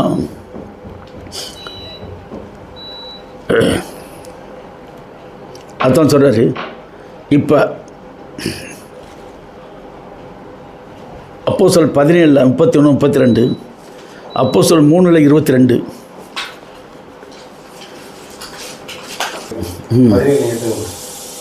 மோசே பிதாக்களை நோக்கி உங்கள் தேவனாய கர்த்தர் என்னைப் போல ஒரு தீர்க்கதரிசி உங்களுக்காக உங்கள் சகோதரர் எழும்ப பண்ணுவார். அவர் உங்களுக்கு சொல்லும் எல்லாவற்றிலும் அவருக்கு செவி கொடுப்பீர்கள். ஏன்னு கேட்டால் இப்போ இந்த காலத்தில் தான் எழுப்புறாரு. இந்த காலத்தில் எழுப்புறாரு. எவன் செவி கொடுப்பான்? இந்த சத்தியம் யாருக்குமே இல்லை. ஏன்னா மோசையை போல ஒரு தீர்க்கதரிசி அன்னைக்கு யாராச்சும் ஆண்டவர் எழுப்பியிருக்காரா? அவங்க காலத்தில் இல்லை. ஏன்? யாருக்குள்ளே இந்த தீர்க்கதரிசனம் வரும்? ஊரினுடைய 7ஆம் சோதனைக்குள்ளே தான் தீர்க்கதரிசனம் முக்கியமாக நிறைவேறும். அப்போன்னு சொன்னால் அவன் சத்தியத்தை வெளிப்படுத்தி நான் வாட்ஸ்அப்பில் வச்சுருவேன். ஒரு கேட்குறவன் காதில் ஒன்று கேட்க கிடவும் அவ்வளோதான். நம்ம வாட்ஸ்அப்பில் வச்சு அனுப்பிச்சிக்கிட்டே இருக்கிறோம். அவங்க எவனாச்சும் கேட்டானா ஏதோ ஒரு ஆத்மாவில் கர்த்தர் திருப்புவார். இருதயத்தை திருப்பக்கூடிய ஊழியது கண்டிப்பாக திருப்பி கொண்டு வந்துடுவார். அடுத்து நீங்கள் பார்த்தீங்கன்னா 17:31-32 அப்போஸ்தலர் 17:30 மேலும் ஒரு நாளை குறித்திருக்கார். அதிலே தாம் நியமித்த மனுஷனை கொண்டு பூலோகத்தின் நியாயம் தீர்ப்பார். அந்த மனுஷன் மரித்தோடு எழுப்பதுனாலே அது நிச்சயத்தை எல்லாருக்கும் இது ஊழியனுடைய 7ஆம் தூதன் தான், கிறிஸ்து கிடையாது. இந்த மரித்தோடு என்ன எழுப்பிட்டார் இல்லையா, சத்தியத்தை ஊற்றிட்டார் இல்லையா. இப்போ ஃபுல்லாக எனக்கு தானே சொல்லிக் கொடுக்குறாரு, நான் தானே மக்களுக்கு எல்லாம் சொல்லிக் கொடுக்கணும். இந்த நிலையை வரும்போது என்னவா இவன் சத்தியத்தை ஏற்றுக்கொள்ள மாட்டானே, நம்ம சொல்லக்கூடிய சத்தியத்தை என்னன்னு ஏற்றுக்கொள்ள மாட்டான். அப்போ நம்மளுக்கு என்ன பண்ணுவான் சார்? நம்மளுக்கு விரோதமாக தான் நீங்கள் நான் என்ன சொல்கிறேனோ அதுக்கு விரோதமாக தான் ஒவ்வொருத்தனை எழும்புவோம். சத்தியத்தை காதுலன்னு காது இருந்தால் தானே கேட்குற. ஆவிக்குரிய காது இல்லை, அதுக்குரிய கண்ணு கிடையாது. எல்லாம் ஆவிக்குரிய சிந்தை இல்லை. மூணையும் உருவ குத்திட்டான். எவனுக்கு இந்த சிந்தை இல்லாதபடி உருவ குத்திட்டான். ஆனால் 7ஆம் தூதன் மட்டும் குத்த முடியலை, குத்த பார்த்தா முடியலை. ஆனால் அவனால் உருவாக்கட்டும் மகிமை இருந்த மணவாடி சபையும் தொட முடியாது. ஏன்னா இந்த சபை பூமியில் உருவாக்கி தான் மேலே கொண்டு போகிறாரு. அப்போ தொட முடியுமா? தொடறதுக்கு சந்தர்ப்பம் இருக்கா அவனுக்கு?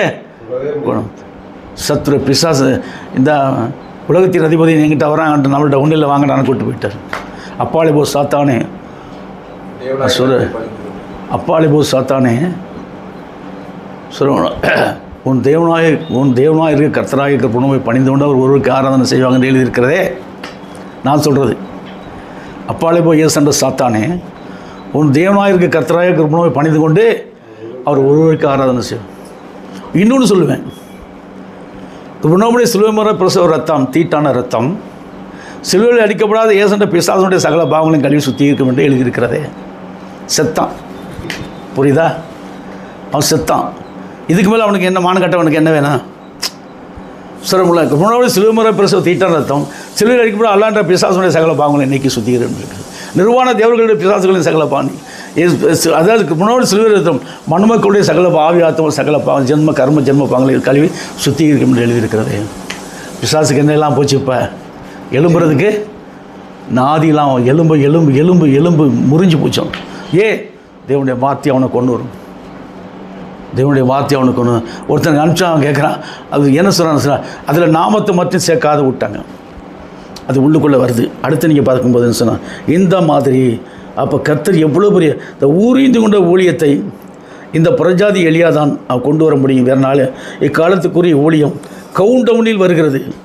அதாவது வெளிப்படுத்தல் 8:1 படி 7 முத்திரைகளை உடைப்பதற்கு முழு அதிகாரத்தை உயிர்த்தெழுந்த கிறிஸ்துவுக்கு தான் கொடுத்தார். உயிர்த்தெழுந்த கிறிஸ்து என்ன பண்ணுறாரு? முத்திரைகளை அவர் தான் உடைக்கணும். அடுத்த சிங்காசனத்தில் உட்கார்ந்துருக்கார் இல்லையா? சிங்காசனத்தில் உட்கார்ந்துருக்கார். அவர் கையில் இந்த புஸ்தகம் இருக்குது. அவர்கிட்ட போய் வாங்குறவர் யார்? அடிக்கப்பட்ட வண்ணமுள்ளவர் வாங்குறாரு. அடிக்கப்பட்ட வண்ணமுள்ளவர் வாங்கி முத்திரையெல்லாம் திறந்துட்ட பிற்பாடு புரியுதுங்களா? இவர் என்ன பண்ண? உயிர்த்தெழுந்த அடிக்கப்பட்ட வண்ண முத்திரையெல்லாம் வாங்கிட்டு முத்திரையெல்லாம் திறந்துட்ட உடனே இப்போ இவருக்குள்ளே என்ன வந்துருச்சு? இப்போ முத்திரையை திறந்துட்டார். எல்லா முத்திரையும் திறந்துட்டார். இந்த அடிக்கப்பட்டவர் இவர் அடிக்கப்பட்ட வண்ணம் உள்ளவர். ஆமாம், முத்திரைகளை உடைச்சிட்டார். முத்திரைகள் எல்லாம் உடைச்சி எல்லாத்தையும் சொல்லி ஜெயம் கொண்டுட்டார். ஜெயம் கொண்டவர் தன்னுடைய ஜெயத்தை ஃபுல்லாக யாருக்குள்ளே ஊற்றிட்டார்? 7ஆம் தூதனுக்குள்ளே ஊற்றிட்டார். இப்போ இந்த ஊழியத்தை செய்கிறதுக்கு 7ஆம் செய்யும்போது அவன் கூடவே நின்று இந்த ஊழியத்தை அவர் செஞ்சுட்டு வர்றார். இந்த மகிமையோட இந்த மனவாட்டி சபையை உருவாக்குறது அவர் தான். 10,000 வருஷம் கழிச்சு திரும்ப கொண்டு வர்றதும் அவர் தான். நம்மளுக்கு ஆயுள்பலத்தை கூட்டி கொடுக்கணும். இந்த சபையை நம்ம நல்ல முறை நடத்தி நிறைய ஆத்மக்களை சேர்க்கணும். முழங்கால உங்களை கொண்டு கர்த்தர் பெரிய காரியம் செய்ய போகிறார். உங்களை கொண்டு பெரிய, நீங்கள் சாதாரண ஆள் தான், ஆனால் கர்த்தர் தான் பெரிய ஆள். ஜக்கரியா சாதாரண ஆள் தான், அவரு கொண்டு பெரிய காரியம் செய்வார். ஆனால் வாயை திறக்கணும், பேசணும், சத்தியம் சொல்லணும். 2வது சொன்னால் நீ சொல்லியிருக்காரு, கேளுங்கள் கொடுக்கப்படுனார், தட்டுங்கள் திறக்கப்படுனார், தேடுங்கள் கண்டடையும் சொன்னார். கேளுங்கள் கொடுக்கப்படும், வாயை தந்து கேட்கணும் ஆத்மாக்களை. சிரமங்கள தட்டுங்கள் திறக்கப்படும் சொன்னார். தட்டுறது கேளுங்கள் கொடுக்கப்படும், தட்டுங்கள் திறக்கப்படும், தேடுங்கள் கண்டு. தட்டுங்கள் திறக்கப்படும்னா ஜெபம், முழங்கால் புரியுங்க, தேடணும், முழங்கால் நின்று தேடணும், கண்ணீரோடு அவர்கிட்ட சொல்லி கதறணும். அப்போ இந்த ஆத்மாக்கள் அவர் தான் கொடுக்கணும். ரட்சிக்கப்படுவது கர்த்தருக்கு அனுதினம் சபையில் கூட்டி சேர்ந்த வாக்கத்தை தான் நிறைவேறணும். அப்போ எவ்வளோ பெரிய காரியத்தை உங்கள் தலைமையில் வச்சுருக்கார். இந்த ஊழியத்தை என் தலைமையில் வச்சது போல் உங்கள் தலைமையில் வச்சுருக்கார். அப்போ இப்போ ஏற்பட்ட காரியத்தை அவர் செய்கிறோம். அடுத்தது சொல்லும்போது அது சொல்லும்போது 7 முத்திரைகளை உடைப்பதற்கும் இதற்கு அதிகாரம் உயிர்த்தெழுந்த சிங்காசனத்தில் உட்கார்ந்திருப்பவருக்கு தான் முத்திரிக்கப்பட்ட புஸ்தகத்தை வலது கரத்தில் வைத்திருக்கோம். வெளிப்படுத்தல் 5வது அதிகாரத்தில் 1:5 படி அதிகாரம், வெளிப்படுத்தல் 5வது அதிகாரத்தில் 1:5 படி புத்தகத்தை வலது கரத்தில் வச்சுருக்கார்.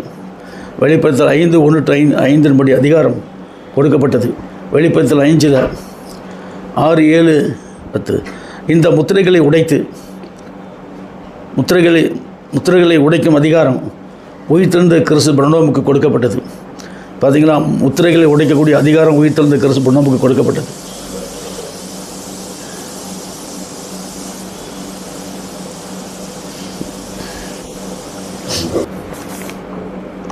இவர் தான் உயிர்த்தெழுந்த கிறிஸ்து பிரணோம். அது சொல்லிட்டேன் உங்களுக்கு. உயிர்த்தெழுந்த கிறிஸ்து பார்த்தீங்களா, உயிர்த்தெழுந்த கிறிஸ்து பிரணோம். அவர் ஜெயம் கொண்டு ஜெயத்தை பூரா யாருக்குள்ளே ஊற்றிட்டார்? 7ஆம் தூதனுக்குள்ளே ஊற்றிட்டார். கவனிப்பதர், அவர் ஜெயம் கொண்டு ஜெயத்தை ஃபுல்லாக 7ஆம் தூதனுக்குள்ளே ஊற்றிட்டார். இப்போ இந்த 7ஆம் தூதன் தான் அவருக்கு பதிலாக இவன் ஊழியம் பண்ணுறான். 7ஆம் யாருக்கு உயிர்த்தெழுந்த கிறிஸ்து என்ன பண்ணார்? அவர் ஜெயம் கொண்டுட்டார். ஜெயம் ஃபுல்லாக யார்கிட்ட கொடுத்தாரு? ஊரின் 7ஆம் தூதன் நியமிச்சிட்டார். 7ஆம் தூதனுக்குள்ளே தன்னுடைய ஜெயத்தை ஊற்றிட்டார். அவர் ஜெயம் கொண்ட ஜெயம்னு சொல்லும்போது 7 சபைகள், 7 தீர்க்கதரிசிகள். அடுத்துன்னு சொல்லும்போது இடமிருந்து வளம் என்ன சுலைமான பிரசவ 7 காயங்கள், ரத்தங்கள், அதுக்குள்ளே சுழியை பற்றி 7 பிராணம் என்ற நாமம். இது எல்லாம் இந்த ரவுண்டுக்குள்ளே வந்துச்சு. சின்ன படம் தான் இதுக்குள்ளே வீட்டு வந்து கிறிஸ்து. இது மொத்தமும் 7ஆம் தூதனுக்குள்ளே ஊற்றிட்டார். பார்த்தீங்களா, இவன் தான் 7th ஏஞ்சல் எனக்குள்ளே வச்சுட்டார். இந்த ஊழியம் ஃபுல்லாக யாருக்குள்ளே வந்துருச்சு? நம்மளுக்குள்ளே வந்துருச்சு. அடுத்து நீங்கள் பார்த்தீங்கன்னா, அடுத்து பார்க்கும்போது இவர் தான் உயிர்த்தெழுந்த கிறிஸ்து பிரணம். இவர் தான் ஊரிந்து கொண்ட 7ஆம் தூதனுக்குள் தன்னை ஐக்கியப்படுத்தி கொண்டார். அந்த கனமான ஊழியத்தை செய்கின்றார். ஐக்கியப்படுத்தி இவர் தன்னை 7ஆம் தூதனுக்கு தன்னுடைய ஊழியத்தை செய்ய தான் ஜெயம் கொண்ட ஜெயம் அத்தனையும் அவனுக்குள் ஊரிந்த ஏழாந்தருக்குள் ஊற்றிட்டார். அவனுக்கு என்ன பேர் வச்சார்? ஜோஷுவா கமாலியல். என்கிட்ட எனக்கு என்ன பேர் வச்சு சொல்லும்போது ஒரு ஆள் ஜோஷுவானுக்கு அம்மா வச்சார், இன்னொரு சபையில் வந்து எனக்கு கமாலியல்னு பேர் வச்சு. ரெண்டாவது சொல்லும்போது அடுத்து என்ன சொன்னால் ஒரு கன்வெர்ட் பிராமின் அடுத்து சொன்னால் ரெண்டையும் சேர்த்து ஜோஷுவா கமால் இணைச்சி கொடுத்தார். இது எவ்வளோ பெரிய கடமான ஒரு பேர் உங்களுக்கு கர்த்தர் கொடுத்து, 2 பேரை கொடுத்து இணைச்சி கொடுத்தார். விருப்பம் இவர் கொண்ட ஜெயம் எது? இவர் கொண்ட ஜெயம் எது? தன் தலையில் முளைத்த 7 கொம்புகள், முகத்தில் உருவான 7 கண்கள், சிலுவை மரண பிரசவத்தில் ஏற்பட்ட 7 காயத் தழும்புகள், அந்த 7 காயத் தழும்புகளுக்குள் வெளிவந்த சிலுவை மரண பிரசவ தீட்டான ரத்தம், அதற்கு மேலாக பிராண்டோம் என்ற அந்த 7 எழுத்துக்கு ஆராதனைக்குரிய நாமம் மொத்தமும் வந்துருச்சு. இப்படி அடிக்கப்பட்ட வண்ணமுள்ளவர் தான் ஜெயம் முழுவதையும் இந்த ஊரின் துண்டை 7ஆம் தூதனுக்குள் ஊற்றி விட்டார். இந்த ஊரின் துண்டை 7ஆம் தூதனுக்குள்ள எல்லாத்தையும் ஜெயித்து ஊரின் 7ஆம் தூதனுக்குள்ள வச்சுட்டார், கம்ப்ளீட்டாக வச்சுட்டார். இப்போ அவன் வந்து நிற்கும்போது அவனை மட்டும் தனியாக இல்லை, இது எல்லாத்தையும் இந்த நிலை பூரா எனக்குள்ளே வந்துச்சு. வந்துட்ட ஒரு ஜெயம் கொண்டவர் எப்படி இருக்கார் பார்த்தீங்கன்னா, சாதாரணமாக நிற்கிறார். இவரை நீங்கள் பார்க்கலாம், இவரை நீங்கள் பார்க்கலாம், சாதாரணமாக நிற்கிறாரு. இவர் எப்படி இருக்கிறாரு? சாதாரணம். நீங்கள் அதே சமயத்தில் நீங்கள் இயேசுவை பார்த்தீங்கன்னா, நான் கூட அப்படி தான் நம்பிட்டேன், என்னை ஏமாற்றி விட்டான். புரியுங்களா? அதே மாதிரி என்ன சொல்லும்போது நம்பிட்டா ஏமாற்றி விட்டான். அதே மாதிரி வில்லியம் பிரன்ஹாம் விஷயத்தில் நான் ஏமாந்து போயிட்டேன். அது ரெண்டுமே இல்லை, அவுட்டு. அது நீட்டு மூக்கு, இப்படி போர்க்கா மண்டை, இதெல்லாம் இப்படி வச்சு, இதெல்லாம் வந்து அந்திகிறிஸ்துவோட ஹெட் ஆஃப் தி டிபார்ட்மெண்ட். அதே மாதிரி வில்லியம் பிரன்ஹாம் கூட அந்திகிறிஸ்துவோட ஹெட் ஆஃப் தி டிபார்ட்மெண்ட் மாட்டிக்கிட்டார்.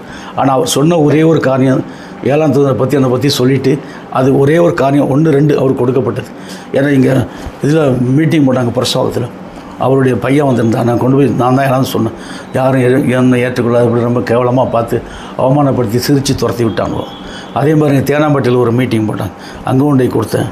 அப்போ நான் கர்த்தர் சொன்னார், நீ போ, எழுந்திரிச்சு போன்னு சொன்னார். போய் கொண்டு போய் நோட்டீஸ் போட்டு ஒரு 1000 நோட்டீஸ் போட்டு கொடுத்தோம்.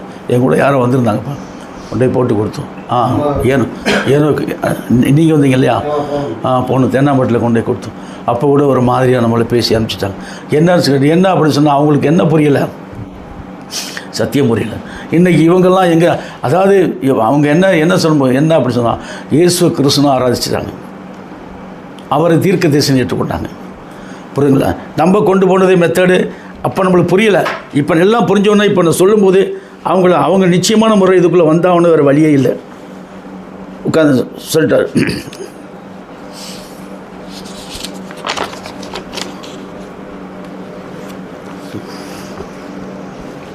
அடுத்து பார்த்தீங்கன்னா, இவர் கொண்ட ஜெயம் எது? இப்போ 4 ஜெயத்தை 5 ஜெயமும் இவர் கொண்டார். எல்லாத்தையும் 7ஆம் தூதனுக்குள்ள வச்சுட்டார். மல்கியா 4:6, ஆதி சகரியா 17:7, வெளிப்படுத்தல் 14:1-7. இது வெளிப்படுத்தல் 14:1-7 1, வெளிப்படுத்தல் 14:1-7. அடுத்தது சொல்லும்போது மிக மிக முக்கியம். அடுத்தது சொல்லும்போது அடுத்து என்ன சொன்னால் வெளிப்படுத்தல் 14, அப்போஸ்தலர் ஆமாம், வெளிப்படுத்தல் 14:1-7. அதை படிங்க. 14வது அதிகாரம் வெளிப்படுத்தல். பின்பு நான் பார்த்தபோது இதோ சியோன் மலையின் மேல் ஆட்டுக்குட்டி, அவரோடு அவருடைய பிதாவின் நாமம் தங்கள் நெற்றிகளில் எழுதப்பட்டிருந்த 144,000 பேர்கள் இருக்க கண்டேன். அல்லாமலும் பெருகள் போல இறப்பு பல தேடி இருக்க ஒரு சத்தம் இருந்து வாழ்ந்து உண்டாகி, நான் கேட்ட சத்தம் சுரமண்டர்கள் தங்கள் சுரமண்டலை வாசிக்கிறது போல இருந்தது. அவர் சிங்காசனத்துக்கு முன்பாகவும் மூப்பரும் புதுப்பாட்டை பாடி, அந்த பாட்டு பூமியிலிருந்து எழுதப்போய் 144,000 பேர்களை அல்லாமல், அதுதான் சொன்னார். ஏன்னா இந்த பாட்டை படிக்கிறாங்க 144,000 பேர். இந்த 144,000 பேர் யாருன்னா மூப்பர்கள். இதில் 2 பேர் தான் வந்திருக்கிறீங்க. உங்களுக்கு முன்னாடி 12, உங்களுக்கு முன்னாடி 12. இந்த 12 144,000 பேர் வரணும். உங்களோட சேர்த்து 12, உங்களோட சேர்த்து 12. அப்படி உங்களுக்கு இல்லை. இந்த 144,000 மூப்பர்கள் தான் இன்னொருத்தில் வந்து நிற்கிறாங்க, திரளான கூட்டம். அவங்க தான் இவங்க. இந்த 144,000 புறஜாதி மக்கள் தான், இஸ்ரேல் ஜனங்க கிடையாது. இங்கே நிற்கிறவங்க ஆட்டுக்கிட்ட பார்த்து நிற்கிறவங்க எல்லாம் புறஜாதி மக்கள் தான், 7ஆம் நாள் உருவாக்கப்படுகிற மக்கள் தான். இஸ்ரேல் ஜனங்களுக்கு அவங்களுக்கு சம்பந்தமே கிடையாது. சம்மந்தமே கிடையாது. அவங்கள தள்ளிட்டார். ஏன்னா அவங்கள வந்து அவர் பார்த்துக்கிறாரு. ஒரு நியாய தீர்ப்பில் கூப்பிட்டு அவங்களுக்கு என்ன கொடுக்குறாரு கொடுக்கட்டும் அப்படின்னு சொல்லிட்டு அது அவங்கள பார்த்துக்கிறாரு. இதை பார்த்தா அவங்களுக்கு ஒரு இடம் கொடுக்கப்பட்ட மாதிரி இருக்குது. ஆனால் இல்லை, அவங்களுக்கு ஒரு பெரிய அந்த ஆராதனை கூடாரம் வரும்போது பார்த்திங்கன்னா அந்த இது ஒரு கல் இருக்கும், பதிக்கப்பட்ட கல். அதில் அப்போஸ்தலருடைய 12 நாமங்கள் இருக்குது. அடுத்து இஸ்ரவேலுடைய 12 இந்த இஸ்ரவேல்களும் இவங்க தான், அப்போஸ்தலர்களும் இவங்க தான், பின்னாடி உள்ள அப்போஸ்தலர்கள். 7ஆம் நூற்றாண்டில் உருவாக்கப்படக்கூடிய அப்போஸ்தலர்களும் இவங்க தான். அந்த அப்போஸ்தலர்கள் கிடையாது, அவங்க தான். இவங்களும் இவங்க தான். அந்த அப்போஸ்தலர்களுக்கு கூட பங்கு இல்லை, நம்மளுக்கு தான் கொடுக்குறாரு. அவ்வளோ பங்கு நம்மளுக்கு தான் கொடுக்குறோம். அவங்களுக்கு என்ன கொடுக்குறாருன்னு சொன்னால், இந்த ஊழியத்தை கனமான ஊழியத்தை செய்ய வச்சு அந்த ஊழியத்தை நம்ம கையில் கொடுத்துட்டார். நம்ம கையில் கொடுத்ததுனால, நம்ம செய்கிறதுனால நம்மளுக்கு தான் அந்த முக்கியத்துவத்தை அவர் ரொம்ப திறம்பட கொடுக்குறாரு. பார்த்திங்கன்னா இதில் 6 மிக முக்கியம். அடுத்து சொன்ன சகரியா 14:7 படித்தோம். மல்கியா அப்போஸ்தலர் 3:12 17 30 இதில் 31 மிக மிக முக்கியம். அதுன்னு சொன்னால் அப்போஸ்தலர் 17 31வது வசனத்தை படிச்சிங்கன்னா அது ரொம்ப முக்கியமான வசனம். உன்னை போல ஒரு தீர்க்கதரிசியை நான் எழுப்பேன்னு சொல்கிறார் இல்லையா, அது 31 சொல்கிறார். மோசே கர்த்தர் சொல்கிறாரு, மேலும் ஒரு நாளை கொடுத்தார், அதிலே அவர் தாம் நியமித்த மனுஷனை கொண்டு உலகத்தை நீதியாய் நியாயந்தீர்ப்பார். அந்த மனுஷனை மரித்தோரிலிருந்து எழுப்பினாலே அந்த நிச்சயத்தை எல்லோருக்கும் விளங்க பண்ணினார். இது 31 அதான் வருது. இல்லை, 32வது 17:32 சரி, ஒன்று பண்ணுங்க. உபாகமா 18:18 படிங்க. உபாகமா 18:18 உன்னை போல ஒரு தீர்க்கதரிசி நான் அவர்களுக்காக அவர்கள் சகோதரி எழுப்ப பண்ணி என் வார்த்தை அவர்கள் எல்லாம் சொல்லுவார். சொல்லும் வார்த்தைகளுக்கு செவி கொடுக்காத எவனோ அவனை நான் விசாரிப்பேன் சொல்றேன். இப்போ 32 அதாவது அப்போஸ்தலர் 3:32 பாருங்க. 32 3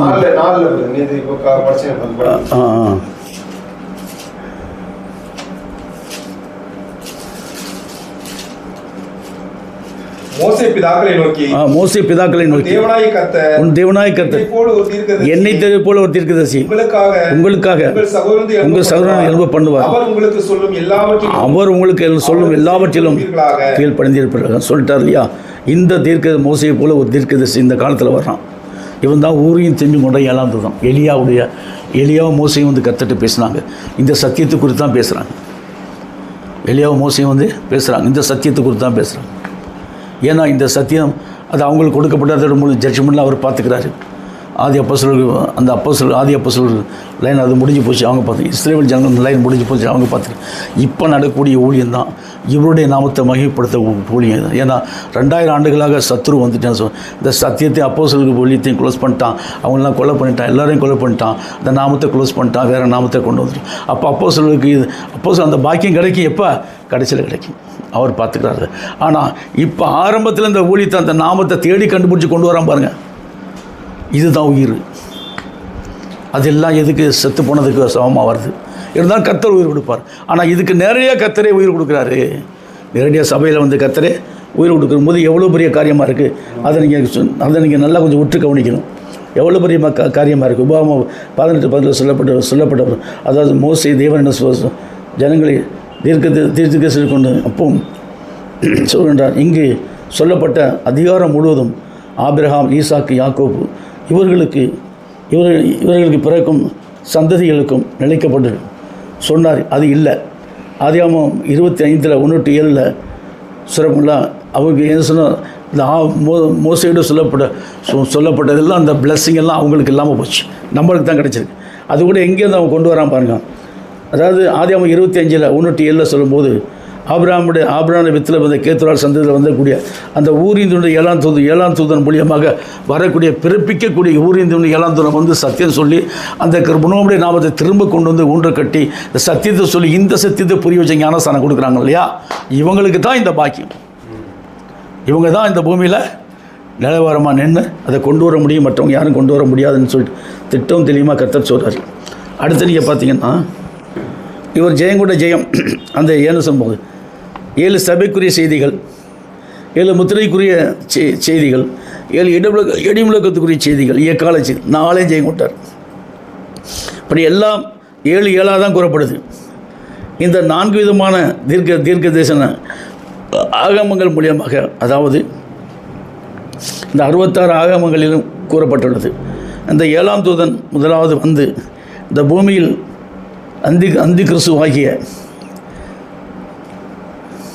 இயேசுவின் நாமத்தை ஆராதிக்கும் மக்களையும், விக்கிரங்களை மற்றவைகளையும் ஆராதிக்கும் மக்களையும் திருப்புவான். இதுதான் ஊழியமே, திருப்பக்கூடிய ஊழியமே.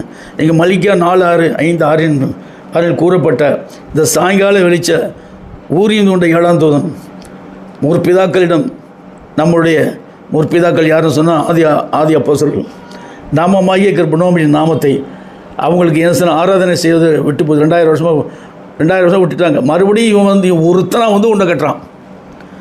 அப்போ அவங்களோட யார் இருந்தா? கர்த்தர் இருந்தார். இன்றைக்கு யாரும் நான் கூட உயிர் தந்த கிறிஸ்துவர் ஜெயம் கொண்டவர் வர்றார். இப்போ இந்த ஊழியம் எப்படி இருக்கும்? கடுமையாக இருக்கும். பிசாசு நிற்கவே முடியாது, நம்மள்கிட்ட நிற்க முடியாது. பிசாசு உன்னை கண்டா ஓடுவான்னு சொல்லிட்டேன்ல, அப்போ நம்ம அவனுக்கு பயப்படக்கூடாதுல்ல. பிசாசுக்கு எதிர்த்து ஓடி போகணும்னு சொன்னால் நீ எதுக்க வேண்டாம். உனக்குள்ளே இருக்கிற எதிர்க்கிறாரு, உனக்குள்ளே இருக்கார். அவர் முன்னாடி நடந்து போவார். அவருடைய நிழல் பட்டவனை ஓடிடுவான் பிசாசு. தண்ணி பட்டவன் நெருப்பானது இல்லையா? அதே மாதிரி தான், புரியுங்களா? அதே மாதிரி என்ன மற்றவர்களை ஆராதிக்கும் மக்களையும் திருப்பான். இன்னும் மல்கியா 4 கூறப்பட்ட இந்த சாயங்கால வெளிச்ச நேரம் தான் ஊரின் துண்டை 7ஆம் தூதன் நம்முடைய முற்பிதாக்கள் ஆதி அப்போஸ்தலர்கள் எழுத விழுந்து போன தாவீதின் கூடாரத்தை எடுத்து கட்டிட்டான். விழுந்து போன தாவீதின் கூடாரத்தை திரும்ப எடுப்பித்து கட்டியாச்சு. ஆதி அப்போஸ்தலர் ஆராதித்த நாம விழுந்து போச்சு. திரும்ப எடுப்பித்து இந்த நாமத்தை ஆராதனை திரும்ப கொண்டு வந்துட்டான். இது எதுக்கு ஒப்பனையாக இருக்கிறது? விழுந்து போன தாவீதின் கூடாரத்தை திரும்ப எடுப்பித்து கட்டினதுக்கு ஒப்பனையாக இருக்கிறது. இப்போ இந்த தாவீது சொல்லப்பட்ட ஆபிரகாம், ஈசாக்கு, யாக்கோபு 12 கோத்திரத்தாரும் அவங்களுடைய ஆவிகள்லாம் யாரை பார்க்க? நம்மளை தான் பார்க்கும். தேவன் பார்க்க வச்சுருவார் நம்மளை. யாரா அந்த தூதன்? எங்கேருந்து வந்தான்? ஆபிரகாம் வித்தில் வந்திருக்கான, எப்படா வந்தான்? கேத்துரால் சந்தேகம் திருப்பிடுவான் ஊழியத்தை அப்படின்னு சொல்லிட்டு அவங்களுக்கு இது வந்து. இப்போ இந்த கேத்துரால் சந்தேகம் 6 பேர் இந்தியா ஃபுல்லாக இருக்காங்க. 6 பேர் எங்கே இருக்காங்க? இந்தியா ஃபுல்லாக இருக்காங்க. அவமாகிய கிருபைன்னு சொல்லிட்டானா, எடுத்த நாமத்தை ஊன்ற கட்டுவான்.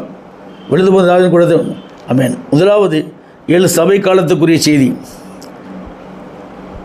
வெளிப்படுத்த 2வது அதிகாரத்தில் 1:29. அடுத்து வெளிப்படுத்தல் 3:1-22. இதில் சபைக்குரிய 7 செய்தி இருக்குது. ஆனால் இந்த செய்தி எதில் வந்து கவுண்டவுனில் வருகிறது. ஊரிந்துண்ட 7ஆம் தூதன் தான் முதல்ல வர்றதுனால, அப்போ இந்த ஊரிந்துண்ட 7ஆம் தூதன் முதல்ல வர்றதுனால, அப்போ நம்ம எந்த சபை முதல்ல வரும்? 7ஆம் சபை தான் முதல்ல வரும். 7ஆம் சபை முதல்ல வருது. 7ஆம் தூடைய காலம் முதல் 7 உள்ளது, 4 முதலும். அப்போ அவனுக்கு கீழே, எனக்கு கீழே இந்த 6 தூதர்கள் சொல்லக்கூடிய மொத்த சத்தியத்தை நான் சொல்லிடுவேன். எனக்கு பின்னாடி வர்றவன் நம்ம சபையில் தான் எழும்புவான். இந்த மகிமை இருந்த மணவாட்டி சபையில் இருந்தால் அவன் எழும்பும். வேறு எங்கேயாச்சும் எழும்ப முடியுமா? நல்லா கவனிங்க. இவன் சந்ததியில் வரலாம், இவன் தம்பி சந்ததியில் வரலாம், இவர் மனை பிள்ளைகள் இருந்தால் இவங்க சந்ததியில் வரலாம். கொண்டு வந்தாருன்னா, என் பிள்ளைகள் இன்னும் வரல, அவங்க வந்துட்டாங்கன்னா உங்களை தான் பின்பற்றணும், வேறு வழி இல்லை. உங்களை தான் பின்பற்றணும். ரொம்ப கவனமாக ஜாக்கிரதையாக இருக்கணும். இந்த ஊழியம் எப்பேற்பட்ட ஊழியம்! இந்த ஊழியத்தின் மொத்த ஜூஸ் அவள் தந்திருக்கார். அதோட ஆக்கிலா செய்த ஒரு பெரிய போன ஜென்ம புண்ணியம் சொல்லுவான். அந்த மாதிரி ஆக்கிலா கிடச்சிருக்குது, அவர் குடும்பத்துக்கு கிடச்சிருக்குது. சக்ரியா கிடச்சிருக்குது, அவருடைய குடும்பத்துக்கு கிடச்சிருக்குது. சக்ரியா சோர்வடையக்கூடாது, கவலைப்படக்கூடாது. கவலைப்படுறதுனா ஒரு முழத்தை நீட்ட முடியாது, ஒரு முழத்தை குறைக்க முடியாது. கவலைப்படுறேன். ஆகாயத்து பட்சிகளை பாருங்கள், விதைக்கிறதில்ல அறுக்கிறதில்ல, அவருக்கு உணவு கொடுக்கலையா? நீ ஏன் கவலைப்படுற? கவலை எதில் வரணும்ப்பா? ஜெபத்தில் நம்ம ஜெபம் பண்ண முடியலையே. எதில் வரணும் கவலை? ஜெபம் பண்ண முடியலையே, ஆண்டவரே நேரத்தை ஒதுக்கித்தார். இதில் தான் கவலை வரணும். மற்ற எதுலேயுமே நம்மளுக்கு கவலை வரக்கூடாது, வராது. 7ஆம் லவோதிக்க சபை வெளிப்படுத்தல் 3வது அதில் 14-22. அடுத்து சொன்ன பிலதெல்பியா சபை பார்த்திங்கன்னா வெளிப்படுத்தல் 3வது இடத்தில் 7-13. சர்தையில் பார்த்தீங்கன்னா வெளிப்படுத்தல் 3:1-6. அடுத்து பார்த்தீங்கன்னு சொன்னால் கவுண்டவுனில் சொல்லிட்டு வரேன் இப்போ வெளிப்படுத்தல் 3 8 to 11.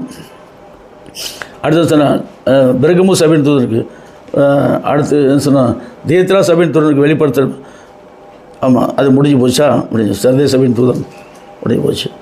அடுத்து தியத்ரா சபை வெளிப்படுத்தல் 3 18 22, பெர்கமு சபை வெளிப்படுத்தல் 3 12 to 17, அடுத்து சர்தை சபையின் வெளிப்படுத்தல் 3 8 to 11, அடுத்து சிம்ரனா சபையின் வெளிப்படுத்தல் 3 1 to 7. இதோட 7 சபையின் காலங்கள் செய்திகள் எல்லாம் கம்ப்ளீட்டாக முடியுது. அப்போ இதனுடைய காரியங்கள் எப்படி இருக்குன்னு சொல்லும்போது பார்த்தா பிசாசுக்கு இன்னும் கொஞ்சம் காலம்தான் இருக்குது. பிசாசுக்கு இன்னும் கொஞ்சம் காலம்தான் இருக்குது. 10,000 வருஷம் போது கர்த்தருடைய பார்வையில் எத்தனை நாள் ஆச்சு? 10 நாள் தான். 10 நாள் அதுக்குள்ளே அவனை காலி பண்ணிடுவார். அடுத்து நீங்கள் பார்த்தீங்கன்னா வெளிப்படுத்தல் 8வது அதிகாரத்தில் 8:1 அவர் 7ஆம் முத்திரையை உடைத்த போது பரலோகத்தில் 1/2 மணி நேரம் அமைதல் உண்டாயிற்று. அந்த 1/2 மணி நேரம் 12,000 வருஷம். 12,000 2,000 வருஷம் ஒன்று 2,000 இன்னும் 10,000 வருஷம் இருக்குது. இந்த 10,000 வருஷத்தோடு இந்த தங்களுடைய சிங்காசனம் அப்போ தான் என்ன பண்ணுறது? சிங்காசனம் வெளிப்படுத்தல் 17 1 to 18, வெளிப்படுத்தல் 18 1 to 24. இந்த 17 18 அதிகாரங்கள் முடிய கூறப்பட்டுள்ள யாவும் இந்த பூமியில் கட்டப்பட்டு இருக்கும் ஆர்சி மார்க்கத்தையே குறிக்குது. வெளிப்படுத்தல் 17 18 இந்த 2 அதிகாரத்தில் சொல்லப்பட்ட முழுவதும் எதில் இருக்குது? ஆர்சி மார்க்கம் தான் ஃபுல்லும். இந்த ஆர்சி மார்க்கத்தை தள்ளி வந்தது பெரிய பெரிய ஸ்தாபன சபைகள். இதில் வேறு எமோஷனல் பெந்தகோஸ் சபையை வேறு பிசாசு உருவாக்கிட்டோம். எமோஷனல் பெந்தகோஸ் சபை உருவாக்கிட்டான். இந்த சபைகள்லாம் என்ன செய்ய, இந்த பூமியில் என்ன பண்ணுதுன்னு சொல்லும்போது உலக மக்கள் எல்லாம் வழிகேட்டில் கொண்டு போகுது. அப்படி பிடிச்சிக்கிடுவார், ஒரு சிலுவையை தூக்கி பிடிச்சிடுவார் போப்பு. சிலுவை கூட பிடிக்க மாட்டார், பிடிக்கிறது தெரியல. இப்படி ஆட்டுவார், இப்படி கையை சப்பார். அதுதான். ஏன்னா அவங்க பெரிய ஒரு சாம்ராஜ்யத்தையே உருவாக்கி வச்சுருக்காங்க. தித்ராயன் பண்ண வேலை இருக்குதுங்களே, கொடூரமான வேலை, கொடூரமான வேலை. தித்ராயன் பண்ண வேலை கொடூரமான வேலை. அவனுடைய குலதெய்வத்தின் நாமத்தை, தீத்ரானுடைய குலதெய்வத்தின் நாமம் தான் இயேசு. அதை உலகம் பூரா ஆராதிக்க வச்சுட்டானே சண்டால போய். மொத்த மக்களும் யாராவது தள்ளப்பட்ட ஆவிகளை ஆராதிக்க வச்சுட்டான். அப்போஸ்தலர்கள் ஆராய்ச்சி அவங்கள குடும்பமாக கொலை பண்ணிட்டான், வெட்டி சாச்சிட்டான். தீத்ரான் ராஜாக்களுடைய காலத்திலாம் அப்படி தான். எல்லோரும் இவனுக்கு நெருப்பில் போட்டானே. கருத்தலாட்டி அவனுக்கு இது என்ன ஆகும்? வெந்து சுண்ணாமல் போயிருப்பானோ அன்னைக்கு, அட்ரஸ் எல்லாம் போயிருப்பான். அப்புறம் தான் ஓடுறான், விழுந்துருச்சு. இஸ்ரவேலின் தேவனே தேவன்றான். இல்லாட்டினா என்ன ஆகுறதுக்கு எதிர்ப்பாருங்க. அதே மாதிரி பெரிய அற்புதம் நடக்குதுன்னா, அற்புதம்னா என்ன? வேத ரகசியங்கள் வெளிப்படுறதான் இந்த காலத்துக்குரிய அற்புதம். இந்த சத்தியத்தை கேட்டானா ஆட்டோமேட்டிக்காக வந்து சேர்ந்துருவான். அந்த கேட்குறதுக்கு காது கொடுக்கணும். கத்திரி போன ஆவிகளும் வந்துருச்சு. அந்த ஆர்சி மகரத்தை குறிக்கும். இது உலகம் புறாவிலும் தங்கள் மார்க்கத்தை ஊன்ற கட்டி ஏசென்ற நாமத்தில் சிறும ஆராதனை ஏற்கிறது பெந்தகோஸ் எமோஷனல் பெந்தகோஸ் சபைகளை உருவாக்கி உலகத்தில் அம்மாவையும் மகனையும் ஆராதிக்கும் முறைமையை கொண்டு வந்துட்டான். அதாவது ஏசென்ற நாமத்தை ஆராதிக்க வைத்ததோடு அம்மா இல்லாமலா குழந்தை பிள்ளை வந்தது, பிள்ளை இல்லாமலா அம்மா வந்தது, அம்மா இல்லாமலா பிள்ளை வந்து சொல்லி எல்லாரையும் நாசப்படுத்தி அவமானப்படுத்து மகனை வணக்க தெய்வங்களாக வணங்க வச்சு மொத்த மக்களையும் காலி பண்ணிட்டான். மொத்த மக்களையும் காலி பண்ணிட்டான். இப்போ நீங்கள் பார்த்தீங்கன்னு சொல்லும்போது இதுக்கெல்லாம் ஒரு டூப்ளிகேட் மரியாதை உருவாக்கிட்டான். ஆர்சிக்காரன் டூப்ளிகேட் மரியாதை, டூப்ளிகேட் இயேசுவை உருவாக்கி மொத்த மக்களையும் கொண்டு வந்து என்ன பண்ண சொல்லும்போது அவங்க காலில் கீழே கட்டும். ஆர்சி மக்களுடைய கதி என்ன வருது? செத்தாலும் பாதலாம், உயிரோடு இருந்தாலும் பாதலாம். அந்த மாதிரி பண்ணிட்டான். அதே மாதிரி இன்றைக்கி பெந்தகோஸ்காரன் பூரா அப்படி தான் இருக்கிறோம். ஏசென்ற நாமத்தை ஆராதிக்கிற அத்தனை பேருக்கும் செத்தாலும் பாதலாம், உயிரோடு இருந்தால் பாதலாம் தான். அவங்களுக்கு பரலோகத்துக்கு அவங்களுக்கு என்ன இல்லாமல் போச்சு? சம்மந்தமே இல்லாதபடி பண்ணிட்டான். சத்துரு எவ்வளோ பெரிய கேவலமானவன், கீழ்த்தரமானவன் பார்த்தீங்களா? உறவுகள் எல்லாத்தையும் ஏசென்ற நாமத்தில் கொண்டு வந்துட்டோம்.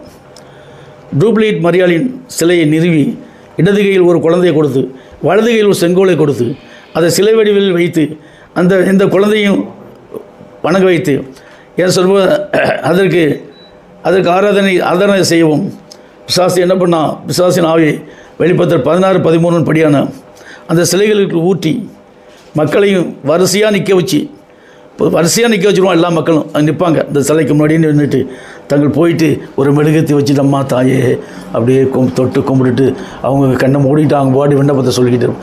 வீட்டுக்கு போகிறவங்களும் அந்த விண்ணப்பம் நிறைவேறும். அடுத்து என்ன பண்ணுவாங்க? ஒரு மெழுகத்தை வாங்கிட்டு வந்தவங்க 7 மெழுகுவர்த்தி வாங்கி நோக்குது. இந்த மாதிரி ஜனங்களை வசியப்படுத்தி வசியப்படுத்தி வசியப்படுத்தி மந்திரக்காரம் பண்ணுற வேலை மாதிரி பண்ணி புரியுதுங்களா. வீட்டுக்கு ஒரு முச்சந்திக்கு ஒரு சிலை இருக்கும், 4 முக்குக்கு ஒரு சிலை இருக்கும், ஒவ்வொருத்தரும் வச்சுருப்பான். பார்த்தீங்கன்னா இது ஒரு டைப்பு. இது வந்து என்ன சொன்னால் ஆர்எஸ்காரன் டைப்பு. இந்த எமோஷனல் பெந்தகோஸ்காரன் பூரா எப்படி சொல்லும்போது தெரு தெருவாக போய் பாட்டு படிக்கிறது, ஏசுன்ற நாமத்தில் பாட்டு பாடி ஜனங்களை இழுக்கிறது. வாங்க ஏசு ரட்சிக்கிறார், ஏசு விடுவிக்கிறார், ஏசு காப்பாற்றுக்கிறார், வாங்க அவங்கன்னு கூப்பிடுவோம். ஆனால் இவனே அந்த ரட்சிப்புக்குள்ள ஏசு யாருன்னு தெரியாதபடி ஆராதிக்கிறான். ஏசு கிறிஸ்து அந்தி கிறிஸ்து தலைவனே ஏசு தான் தெரிஞ்சா இவன் ஆராதிப்பானா? இல்லை, கவனிங்க, அந்தி கிறிஸ்துவ தலைவன் தான் ஏசுனா இவன் ஆராதிப்பானா? எல்லாம் கூர்ந்து கவனிக்கணும். அப்போ என்ன இவன் எப்படி மோசம் போக்கியிருந்தான், மோசம் போக்கி இந்த மக்களையெல்லாம் வழிகட்டில் கொண்டு போய் எல்லா மக்களையும் அவன் காலில் கீழே போட்டு தள்ளப்பட்ட ஆவிகள் அத்தனையும் சேர்ந்து மொத்த மக்களும் எங்கே வந்துருச்சு? அவனையும் கூட்டத்தையும் ஆராதிக்க வச்சிச்சு. இன்றைக்கு இந்த ஊழியனுடைய எல்லாம் நம்ம ஊழியத்தின் மூலியமாக தான் இந்த மக்கள் என்னை திருப்புறதுக்கு கர்த்தர் நம்மளை வச்சுருக்காரு. அடுத்து நீங்கள் பார்த்தீங்கன்னா இந்த உலகம் முழுவதும் என்ன வணங்க வைத்தான்? ரோமாபுரி உலகம் முழுவதையும் ரோமாபுரி நுழைந்துருச்சு. மொத்த உலகமும் ரோமாபுரிக்குள்ளே இருக்குது, ரோமாபுரி உலகத்துக்குள்ளே இருக்குது. ரோமாபுரி எங்கே இருக்குது? உலக மக்களுக்குள்ள. உலக மக்கள் எங்கே இருக்காங்க? ரோமாபுரிக்குள்ளே இருக்காங்க. இதுக்குள்ளே எமோஷனல் பெந்தகோ சபையும் போய் மாட்டிக்கிச்சு. அங்கே போப்பு என்ன சொல்கிறோம் அதான் அதிகாரங்க. இந்தியாவிலையும் அதே தான், உலகம் பூரா அதே தான். ஏன்னா அவர் தான் உலக லீடர். ஃபுட் கார்பரேஷனுக்கு ஹெட் ஆஃப் தி டிபார்ட்மெண்ட்டே அவர் தான் மையமாக வச்சுருக்காங்க. எல்லோரும் உலகம் பூரா மையமாக வச்சுருக்காங்க. இது பத்தாது அவனுக்கு. அப்படி கையை காட்டினா போகிறோம், போச்சு. இந்த மாதிரியான காரியம் அதுதான் சொல்ல வெளிப்படுத்தி 8:1 படி அரை மணி நேரம் அமைதல் 10,000 வருஷம் ஆண்டுகள் இன்னும் இருக்குது. 2000 வருஷம் முடிந்து விட்டது. மீதமுள்ள அனைத்து ஊழியங்களும் முடிந்து விடும். இந்த 10,000 வருஷத்துக்குள்ளே நம்முடைய நாமம் ஆராதனை எலும்ப மீதமுள்ள அனைத்து ஊழியங்களும் ஆட்டோமேட்டிக்காக அட்ரஸ்லாம் போகும். அட்ரஸ் ஆட்டோமேட்டிக்காக போயிடும். எல்லா ஊழியம் 10 விதமான மார்க்கத்தில் நடக்கிற அனைத்து ஊழியங்களும் ஆட்டோமேட்டிக்காக அட்ரஸ்லாம். எனக்கு நம்முடைய நாமத்தை நம்ம ஆராதிக்க சத்தியத்தை கொண்டு வர எல்லா ஊழியங்களும் அட்ரஸ் இல்லாமல் போயிடும். அப்படின்னு தான் வெளிப்படுத்தல் சொல்லியிருக்குது. உலகத்தையும் அந்த முற்றுப்புள்ளி வைத்து விட்டுரும். இந்த ஏழாம் முத்திரையின் காலத்திற்குள் மீதமுள்ள 6 முத்திரைகளின் காலங்களும் எக்காலங்களும் மொத்த எக்காலம் கோபகலசங்கள் 7 சபைகளின் காலமும் மொத்தம் 10,000 ஆண்டுகளில் முடிஞ்சிடும். அடுத்து 7ஆம் முத்திரையின் இந்த அரை மணி நேர ரகசியங்கள், 7ஆம் முத்திரையினுடைய அரை மணி நேர ரகசியங்கள் 8+ அடுத்து 7 எக்காலங்கள், அரை மணி ரகசியங்கள் சொல்கிறேன். 7 எக்காலங்கள், 7 கோபகலசங்கள், 7 சபைகளின் செய்திகள். வெளிப்படுத்தல் 8:1 அவர் முத்திரையை உடைத்த போது பரலோகத்தில் அரை மணி நேரம் அமைதல் உண்டானது.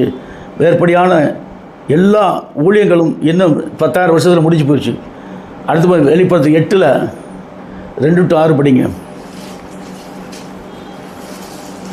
பின்பு தேவனுக்கு முன்பாக நிற்கிற 7 தூதர்களை கண்டேன். அவர்களுக்கு 7 எக்காலங்கள் கொடுக்கப்பட்டது.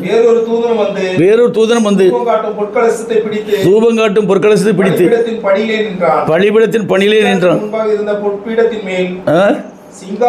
முன்பாக இருந்த பொற்பீடத்தின் மேல் சகல ஜெபங்களோடும் மிகுந்த தூபவர்க்கம் அவனுக்கு கொடுக்கப்பட்டது.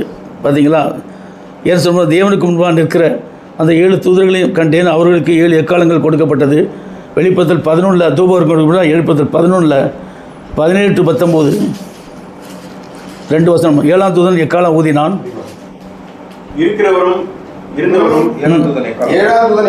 ஏழாம் தூதன் எக்காலம் ஊதினான். அப்பொழுது உலகத்தின் ராஜ்யங்கள் நம்முடைய கர்த்தருக்கும் அவருடைய கிறிஸ்துவுக்குரிய ராஜ்யங்கள் ஆயின. அவர் சதா காலங்களில் ராஜ்யம் பண்ணுவார் என்னும் கம்பீர சத்தம் வானத்தில் உண்டாயின. அப்பொழுது பரலோகத்தில் தேவனுடைய ஆலயம் திறக்கப்பட்டது. இப்போ அது 7ஆம் தூதன் எக்காலம் ஊதின உடனேயே இந்த செய்தி போனோன்னே உலகத்தின் ராஜ்யங்கள்லாம் நமக்குள்ள வந்துருச்சு. நீ பிசாசுக்கு என்ன இல்லை வேலை? நம்ம பேசுகிற பேச்சு காற்று வழியாக போகும். காற்று வழியாக போகும்போது பிசாசுக்கு இந்த ஏன்னா காற்று மண்டலம் தான் பூமியை சுற்றி இருக்கு இல்லையா? இந்த பூமியை சுற்றி இருக்க காற்று மண்டலம் ஃபுல்லாக அந்த செய்தி பரவ இந்த செய்தியை அவனை உள்ளே இறங்க விடாது. இப்போ காற்று மண்டலம் 100 மைலுக்கு மேலே இருக்குது. இந்த 100 மைல் பூமியை சுற்றி இருக்குது. இந்த காற்று மண்டலத்துக்குள்ளே இந்த பிசாசு என்ன பண்ண முடியாது, இறங்க முடியாது. நிற்கிற பிசாசும் மேலே போயிடும், மறுபடியும் கீழே வர முடியாது. அந்த மாதிரியான எஃபெக்ட் இந்த சத்தியத்தில் இருக்குது. கர்த்தர் சொல்கிறாரு. அடுத்து பார்க்கும்போது ஊதினான் உண்டாசு 16 அப்பொழுது தேவனுக்கு முன்னாக தங்கள் உட்கார்ந்திருந்த 24 மூப்பர்களும் முகங்குப்புற விழுந்து இருக்கிறவரும் இருந்தவரும் வருகிறவருமாகிய சர்வ வல்லமுள்ள கர்த்தராகிய தேவனே உம்மை ஸ்தோத்திரிக்கிறோம். தேவரீர் உமது முகா வல்லமையை கொண்டு ராஜ்யபாரம் பண்ணுகிறீர். ஜாதிகள் கோபித்தால் அப்பொழுது உம்முடைய கோபம் உண்டது.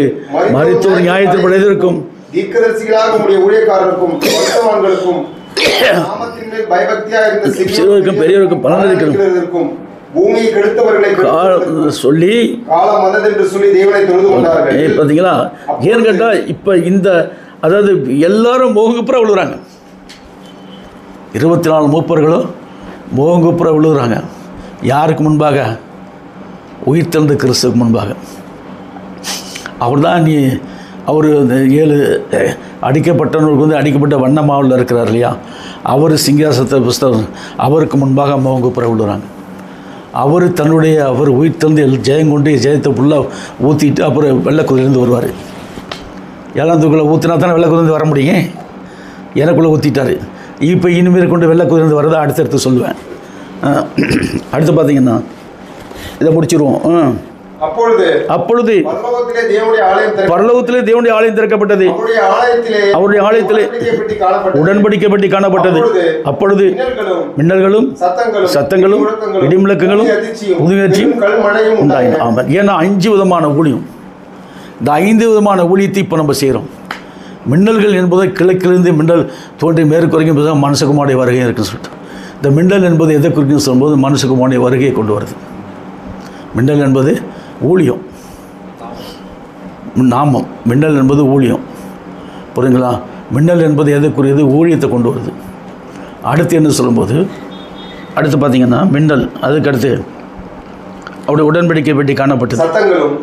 மின்னல்கள், சத்தங்கள், இடி முழக்கங்கள், பூமி எதிர்ச்சி, பெருங்கல்மழை. இதுக்கெல்லாம் விவரம் நிறைய இருக்குது. இதுக்கெல்லாம் நிறைய விவரங்கள் இருக்குது. இந்த விவரங்கள் எல்லாம் உள்ளுக்குள்ளே ரொம்ப டீப்பாக இருக்குது. உள்ளே போகணும். உள்ளே போகும்போது மின்னல் எப்படி வருது பார்த்தீங்களா? அதே மாதிரி இந்த ஊழியத்திலேருந்து வல்லமை வெளிப்படணும். இந்த ஊழியத்திலேருந்து வல்லமை இந்த மின்னல் யாருக்குள்ளே வந்துருச்சு? உங்களுக்குள்ளே வந்துருச்சு. நீ போகும்போது உனக்குள்ளேருந்து ஒரு மின்னல் ஒளி அடித்தா எப்படி இருக்கும்? அதே மாதிரி உனக்குள்ளேருந்து வல்லமை போகும்போது எதிர்க்க வரக்கூடிய அந்த பிசாசு பிடித்த மக்கள் தான் சொல்லணும். அவங்கள வரக்கூடியவங்களாம் என்ன பண்ணுவாங்க? நம்மளை பார்த்து வெக்கப்படுவாங்க, அல்லது ஒதுங்கி போயிடுவாங்க, அல்லது நம்மள்கிட்ட டைரக்ட் சண்டைக்கு வரவும் முடியாது அவங்களால. பலவிதமான போராட்டத்தில் இப்போ பிசாசு வந்துட்டான். ஏன்னா மின்னல்கள் இந்த 5 விதமான ஊழியத்தை ஊறிந்துள்ள 7ஆம் தூதன் அவங்களோட சேர்ந்து சபையும் சேர்ந்து செய்கிறதுனால சபைக்கு முக்கியத்துவம், ஊழியக்காரனுக்கு முக்கியத்துவம், சபையில் உள்ள ஒவ்வொரு பரிசுத்தவான்களுக்கும் எல்லாருக்கும் முத்திரை வந்துருச்சு இல்லையா? எல்லாரும் கிறிஸ்துவை தெரிந்து கொண்டிருக்கோம் இல்லையா? அப்போ நம்மளுக்கு முன்பாக என்ன நிற்க முடியாது? சாத்தான கூட்டமும் நிற்க முடியாது. அதை திட்டமும் தெளிவாக சொல்கிறாரு. அடுத்து பார்த்திங்கன்னா வெளிப்படுத்தணும். எது வரைக்கும் நம்ம முடிச்சிருக்கிறோம்? எல்லாம் முடிச்சா சரி. 11 படிச்சிட்டிங்களா? சரி. அடுத்து பார்த்திங்கன்னா வெளிப்படுத்தல் 15 1 கொரிந்தியர் 15வது அதிகாரத்தில் 51லேருந்து 56 முடிய இல்லை பார்த்தீங்கன்னா 51லேருந்து 56 முடிய இதோ ஒரு ரகசியத்தை உங்களுக்கு அறிவிக்கிறேன். நாம் எல்லோரும் நித்திரைவிடுவதில்லை. ஆயிலும் கடைசிய காலம் துணிக்கும். ஒரு நிமிஷத்திலே, ஒரு இமைப்பொழுது. இந்த கடைசிய காலன்றது யாரு? 7ஆம் தூதனுடைய காலம் தான். இப்போ கடைசிய காலம் எங்கே தொழிக்குது? மருவமாகிறது எங்கே? உங்களுக்கு தான். இங்கே தான் மருவமாயிடுச்சு. கடைசிய காலம் தொழிச்சோன்னா மருவமாயிட்டோம். எக்காலம் தொழிச்சோன்னா ஊரின் கடைசிய காலன்றது இது. ஞானஸ்தானம் பெற்றுட்டு ஒன்றா உங்களுக்கு மருவம் கிடைச்சிருச்சு. இப்போ நீங்கள் யாராக இருக்கிறீங்க? தேவபுத்திரன் ஆகிட்டீங்க. தேவபுத்திரனுக்கு வசனம் எங்கே இருக்குது? யோவான் 1:12-13 தேவபுத்திர சந்ததி ஆகிட்டீங்க. இப்போ தேவபுத்திர சந்ததி ஆகிட்டா உங்களை ஜெயம் கொள்றதுக்கு யாருனாலே முடியுமா? முடியாது. ஏன்னா இதுக்கு தான் எல்லா சிருஷ்டிகளும் எதிர்பார்க்குது, ஏகமாய் தேடி ஏங்கிக்கிட்டு இருக்கு. இப்போ தேவபுத்திர சந்ததி வந்தாச்சு பூமியில். வந்துட்டு பிற்பாடு என்ன நடக்க போகுது? இப்போ என்ன நடக்கும்? ஊழியம் ஸ்டார்ட் ஆயிடுச்சு. ஊழியம் ஸ்டார்ட் ஆகும்போது என்ன நடக்குது? பிசாசு வெக்கப்பட்டு போயிடுவான், அசிங்கப்பட்டு போயிடுவான், அவமானப்பட்டு போயிடுவான், ஐயோன்னு அலறுவான். எல்லா பிசாசும் அலறும். ஏன்னா பாதாளம் திறக்கப்பட்டாச்சு. பாதாளம் திறந்துட்டார். அவர் போயிட்டு கீழே போயிட்டு பாதத்தை திறந்து விட்டு கம்மன் இருந்துட்டார். கிடுக்குன்னு எல்லா பாதாளத்தில் உள்ள பிசாசும் மேலே, பாதாள ஊழியமே மேலே வந்துருச்சு. பாதாள ஊழியமும் மேலே ஆதி அப்போஸ்தலர் கொடுக்கப்பட்ட அந்த ஆதி அப்போஸ்தலர் கொடுக்கப்பட்ட ஊழியத்தை இது பிசாசு எடுத்துக்கிட்டு இதுக்கு வருது. புரியுதுங்களா? பாதாள ஊழியம் மேலே வந்துச்சு. இப்போ பரலோக ஊழியமும் மேலே வந்துச்சு. ரெண்டுக்குமே என்ன இருக்குது? விரோதம் குரோதம் போட்டி. மாம்சத்துக்கு விரோதமாக ஆவிக்கு விரோதமாக மாம்சம். இப்போ நம்ம ஆவி, அவங்க மாம்சம் கம்ப்ளீட்டாக மரண மாம்சம், நம்மளுக்கு ஜீவனுள்ள ஆவி, ஜீவாத்மா, ஜீவ சரீரம், அடுத்த ரத்தத்தின் ஜீவனம் எல்லாமே அதுக்குள்ளே மரணமாக இருக்குது. மரணத்துக்கும் ஜீவனத்துக்கும் போராட்டம் சொன்னார் இல்லையா? இப்போ வந்து ஸ்டார்ட் ஆகிடுச்சு. இப்போ தான் ஸ்டார்ட் ஆகுது. இப்போ படிங்க 51லேருந்து கடைசியில் தொழிக்கும் போது எக்காலம் தொனிக்கும் எழுந்திருப்பார்கள். அழியாமையும் தரித்துக் கொள்ள வேண்டும். அழியாமையும்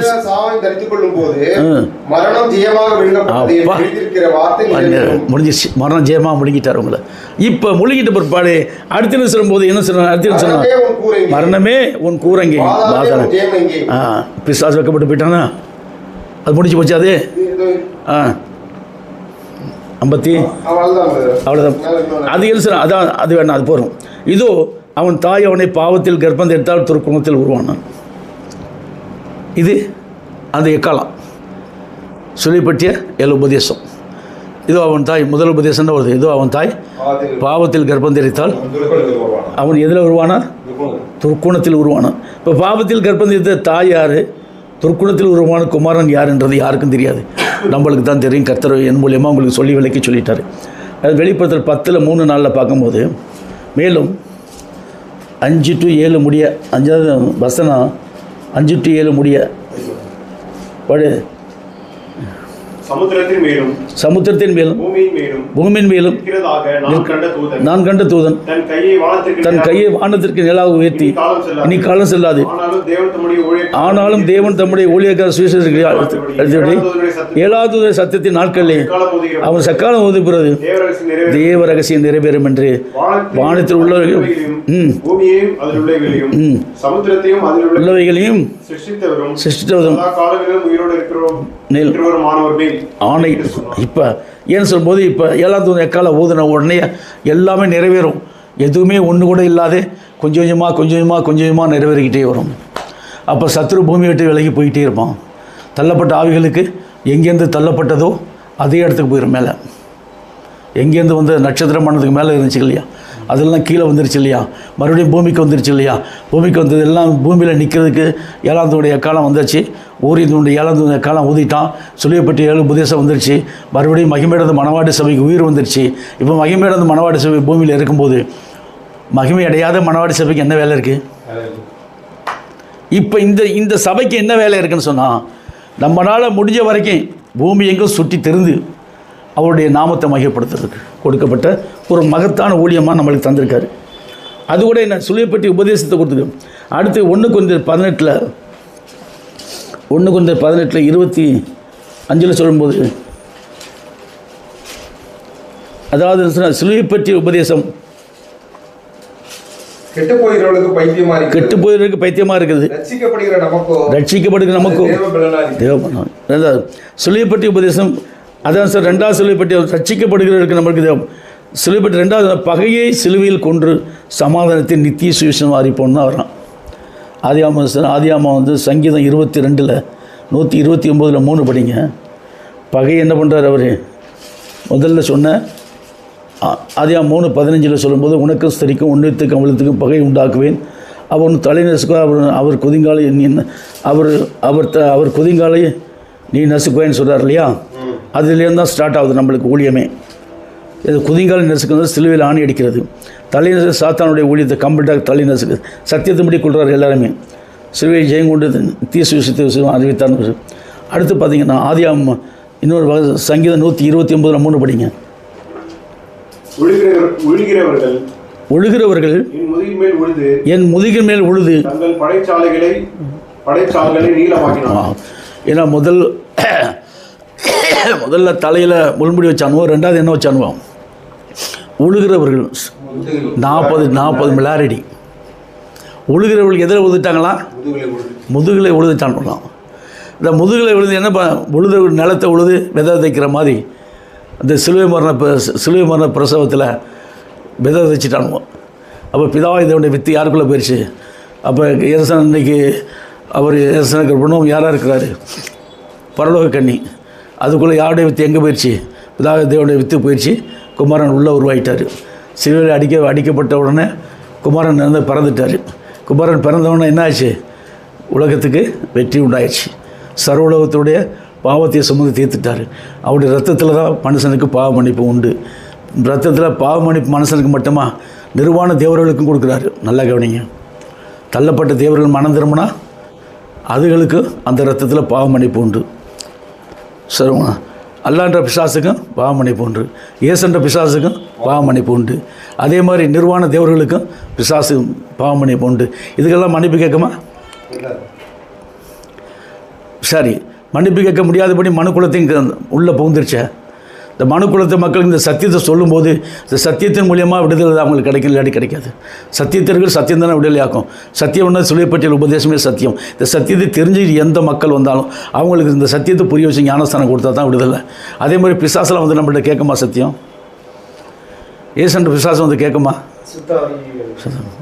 அப்போ எவ்வளோ பெரிய கொடூரமாக அந்த பூமியை நிரப்பி இருக்குது. இப்போ இந்த பூமியை விடுவிக்கக்கூடிய பொறுப்பு யார் கையில் இருக்குது? உங்கள் கையில் தான் இருக்குது. அடுத்து பார்த்தீங்கன்னா எபேசியர் 2:16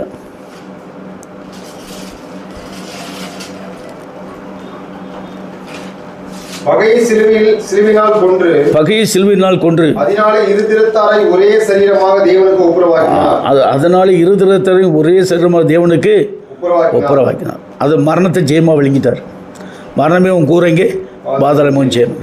அப்போ சங்கீதம் 22 9-18 9-18 படிச்சிங்கன்னா, சங்கீதம் 22 9-18 கொஞ்சம் தான் முடிச்சிடுவோம். தாவீதின் சங்கீதம். பலவான்களின் புத்திரரே, கர்த்தருக்கு மகிமையும் வல்லமையும் செலுத்துங்கள். கர்த்தருக்கே அது செலுத்துங்கள். கர்த்தருக்குரிய நாமத்துக்குரிய மகிமையை அவருக்கு செலுத்துங்கள். பரிசுத்த அலங்காரத்துடன் கர்த்தரை தொழுது கொள்ளுங்கள். கர்த்தருடைய சத்தம் தண்ணீர்கள் மேல் தொனிக்கிறது. மகிமையுள்ள தேவன் முழங்குகிறார். சத்தம் என்பது சிலுவையை பற்றிய உபதேசம் தான். தண்ணீர் என்பது என்ன சொல்லும்போது மக்கள் தண்ணீர் என்பது மக்களையும் குறிக்கும், வானத்தையும் குறிக்கும். இப்போ வானத்தில் இருக்கிற அந்த வெட்ட வழியும் குறிக்கும். புரியுங்களா? அப்போ இந்த தண்ணீரில் ஒரு ஏதாச்சும் அள்ளி போட்டோம்னா அப்படியே மிதந்து போகிற மாதிரி இந்த சத்தியம் வானத்தின் வழியாக மிதந்து போய் எல்லா மக்களுக்குள்ளே சத்ரு விலைக்கு ஓடுவான். அடுத்து கர்த்தருடைய சத்தம் வல்லமை உள்ளது. கர்த்தருடைய சத்தம் மகத்துவம் உள்ளது. கர்த்தருடைய சத்தம் கேதுரு மரங்களை முறிக்கிறது. லீபோனிய கேதுரு மரங்களை முறிக்கிறது. ஏன்னு கேட்டால் எல்லாம் சத்தம் என்பது இந்த சிலுவை பற்றிய உபதேசம் தான். எப்பேற்பட்ட அந்த மரங்கள் சொன்னால் மனிதர்கள், பெரிய பெரிய ஸ்தாபன சபைகள், ஊழியங்கள், எல்லா ஊழியத்தையும் அழிச்சிடும் இந்த சத்தம் போயிட்டு. அதை இப்போ சத்தம் சொல்லும்போது இது சிலுவை பற்றிய உபதேசத்தில் முதலாவது அஞ்சு ஊழியத்தில் என்ன ஊழியம் வருது? மின்னல்கள், சத்தங்கள். ரெண்டாவது பார்த்தீங்களா, மின்னல்களோட சத்தங்கள். இப்போ எல்லாம் சத்தம்னு சொன்னால் எது குறிக்குது? சிலுவை பற்றிய 7 உபதேசங்களில் 5 சத்தங்கள் வருது. 5 சத்தங்களுக்குள்ளே 7 உபதேசம் வருது. அடுத்து பார்த்தீங்கன்னா 1:15 51 56 முடிய. அடுத்து ஏசாயா 25 6-8.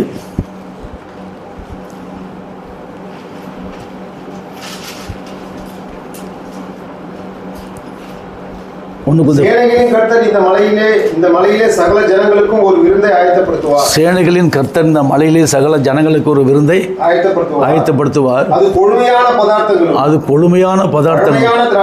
பழமையான திராட்சரசமும் ஊனும் பதார்த்தங்களும் தெளிந்த பழமையான திராட்சை இறந்த விருந்துவாக இருக்கும். ஏன்னு கேட்டால் இந்த மலையிலேயும் சொல்லும்போது திருவிருந்து, அவருடைய என் மாம்சத்தை புசித்து என் ரத்தத்தை பானம் பண்ணுற இந்த தீட்சை ஒன்று கடைசியில் இருக்கும் சொன்னோம். இதுதான் அது. இந்த மலை என்பது என்ன சொல்லும்போது, இந்த மலையின் மேல் என் சபையை கட்டுவேன், இந்த கல்லின் மேல் என் சபையை கட்டுவேன், பாதாளத்தின் வாசல்கள் அதை மேற்கொள்வதில்லை. அவருடைய சபை மகிமை இருந்த மணவாட்டிய சபை தான். இப்போ இது நாள் வரைக்கும் உருவாக்கப்பட்ட சபையிலாம்னா தள்ளப்பட்ட ஆவிகளுக்கு தலைவனாகிய இயேசு என்ற நாமத்தில் உருவாக்கப்பட்ட சபை, இன்றைக்கு மகிமையடைந்த மணவாட்டி சபைக்கு குணமுடைய நாமத்தில் உருவாக்கப்பட்ட சபை. இந்த சபையை தான் கட்டுவோன்னு சொன்னார், அதை கட்டிட்டார். அடுத்து நீங்கள் பார்த்தீங்கன்னா நான்காவது சொன்ன சுலுவை பற்றிய உபதேசம், தானும் உயிர்த்தெழுந்து மணவாட்டியை தன்னகத்தை உயிர்த்தெழுந்து வைப்போம். அது அப்போஸ்தலர் 2:18 படி ஞானஸ்தானம் பெற்றுள்ளோம். ஐந்தாவது சுலுவை பற்றிய உபதேசம், திரு பிரணோமின் சிங்காசனத்தை பூமியில் ஸ்தாபித்து உயிர்த்தெழுந்த மணவாட்டியின் 1000 அரசாட்சி புரிகிறது. அது திரு பிரணோமுடைய சிங்காசனத்தை பூமியில் ஸ்தாபித்தார். உயிர்த்தெழுந்த மணவாட்டியுடன் 1000 அரசா.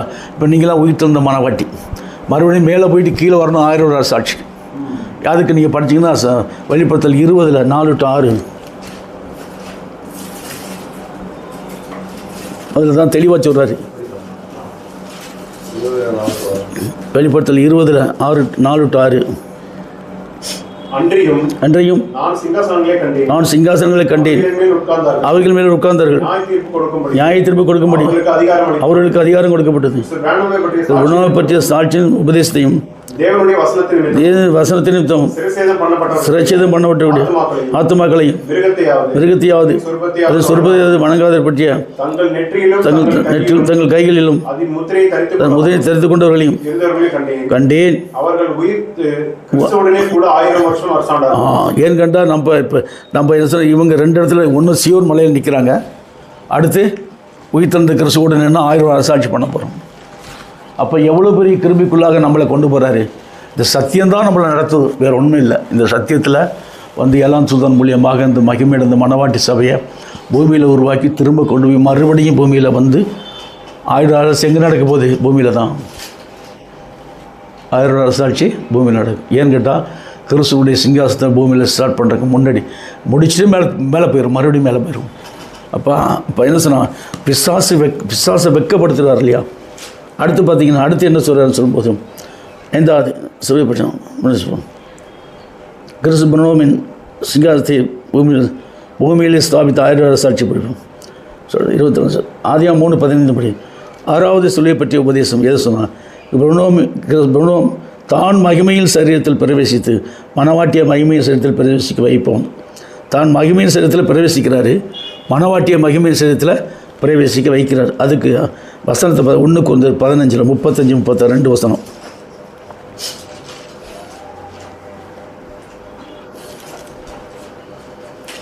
1 15 35 36 ஆகிலும் மரித்தோர் எப்படி எழுந்திருப்பார்கள், எப்படிப்பட்ட சரீரத்தோடு வருவார்கள் என்று ஒருவன் சொல்வானாகில், புத்தியினே நீ விதைக்கிற செத்தால் ஒழிய உயிர்க்க மாட்டாதே. நீ விதைக்கிற போது விதையாமல்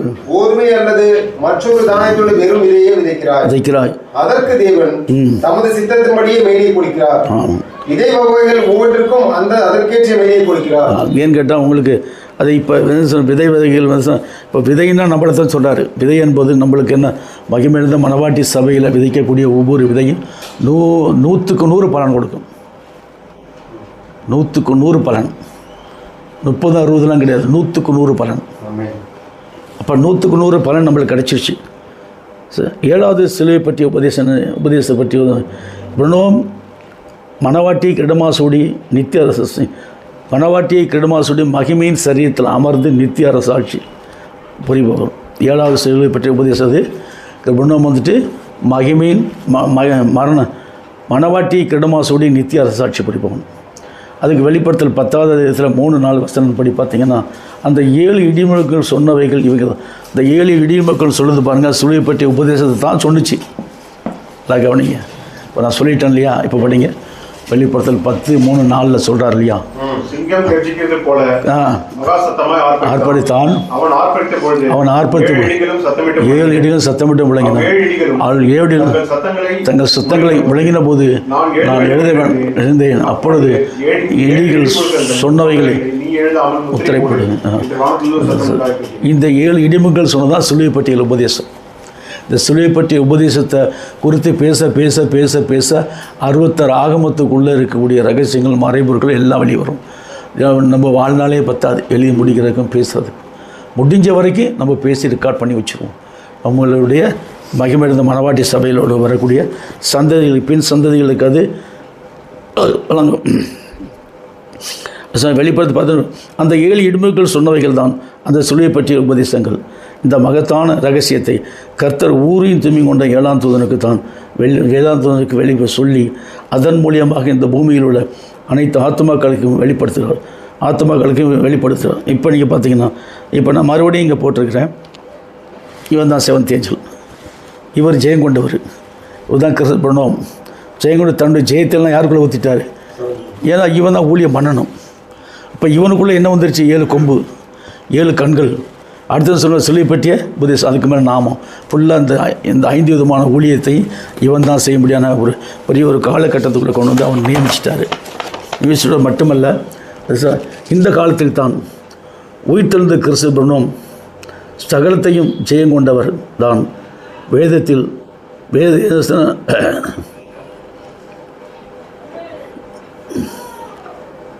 என் நாமம் தரிக்கப்பட்ட என் ஜனங்களேன்னு கூறாரு. அடுத்தையும் எல்லாத்தையும் இது தரிக்கப்பட்ட ஜனங்களுக்கு சொல்கிறார், என் நாமம் தரிக்கப்பட்ட என் ஜனங்களே.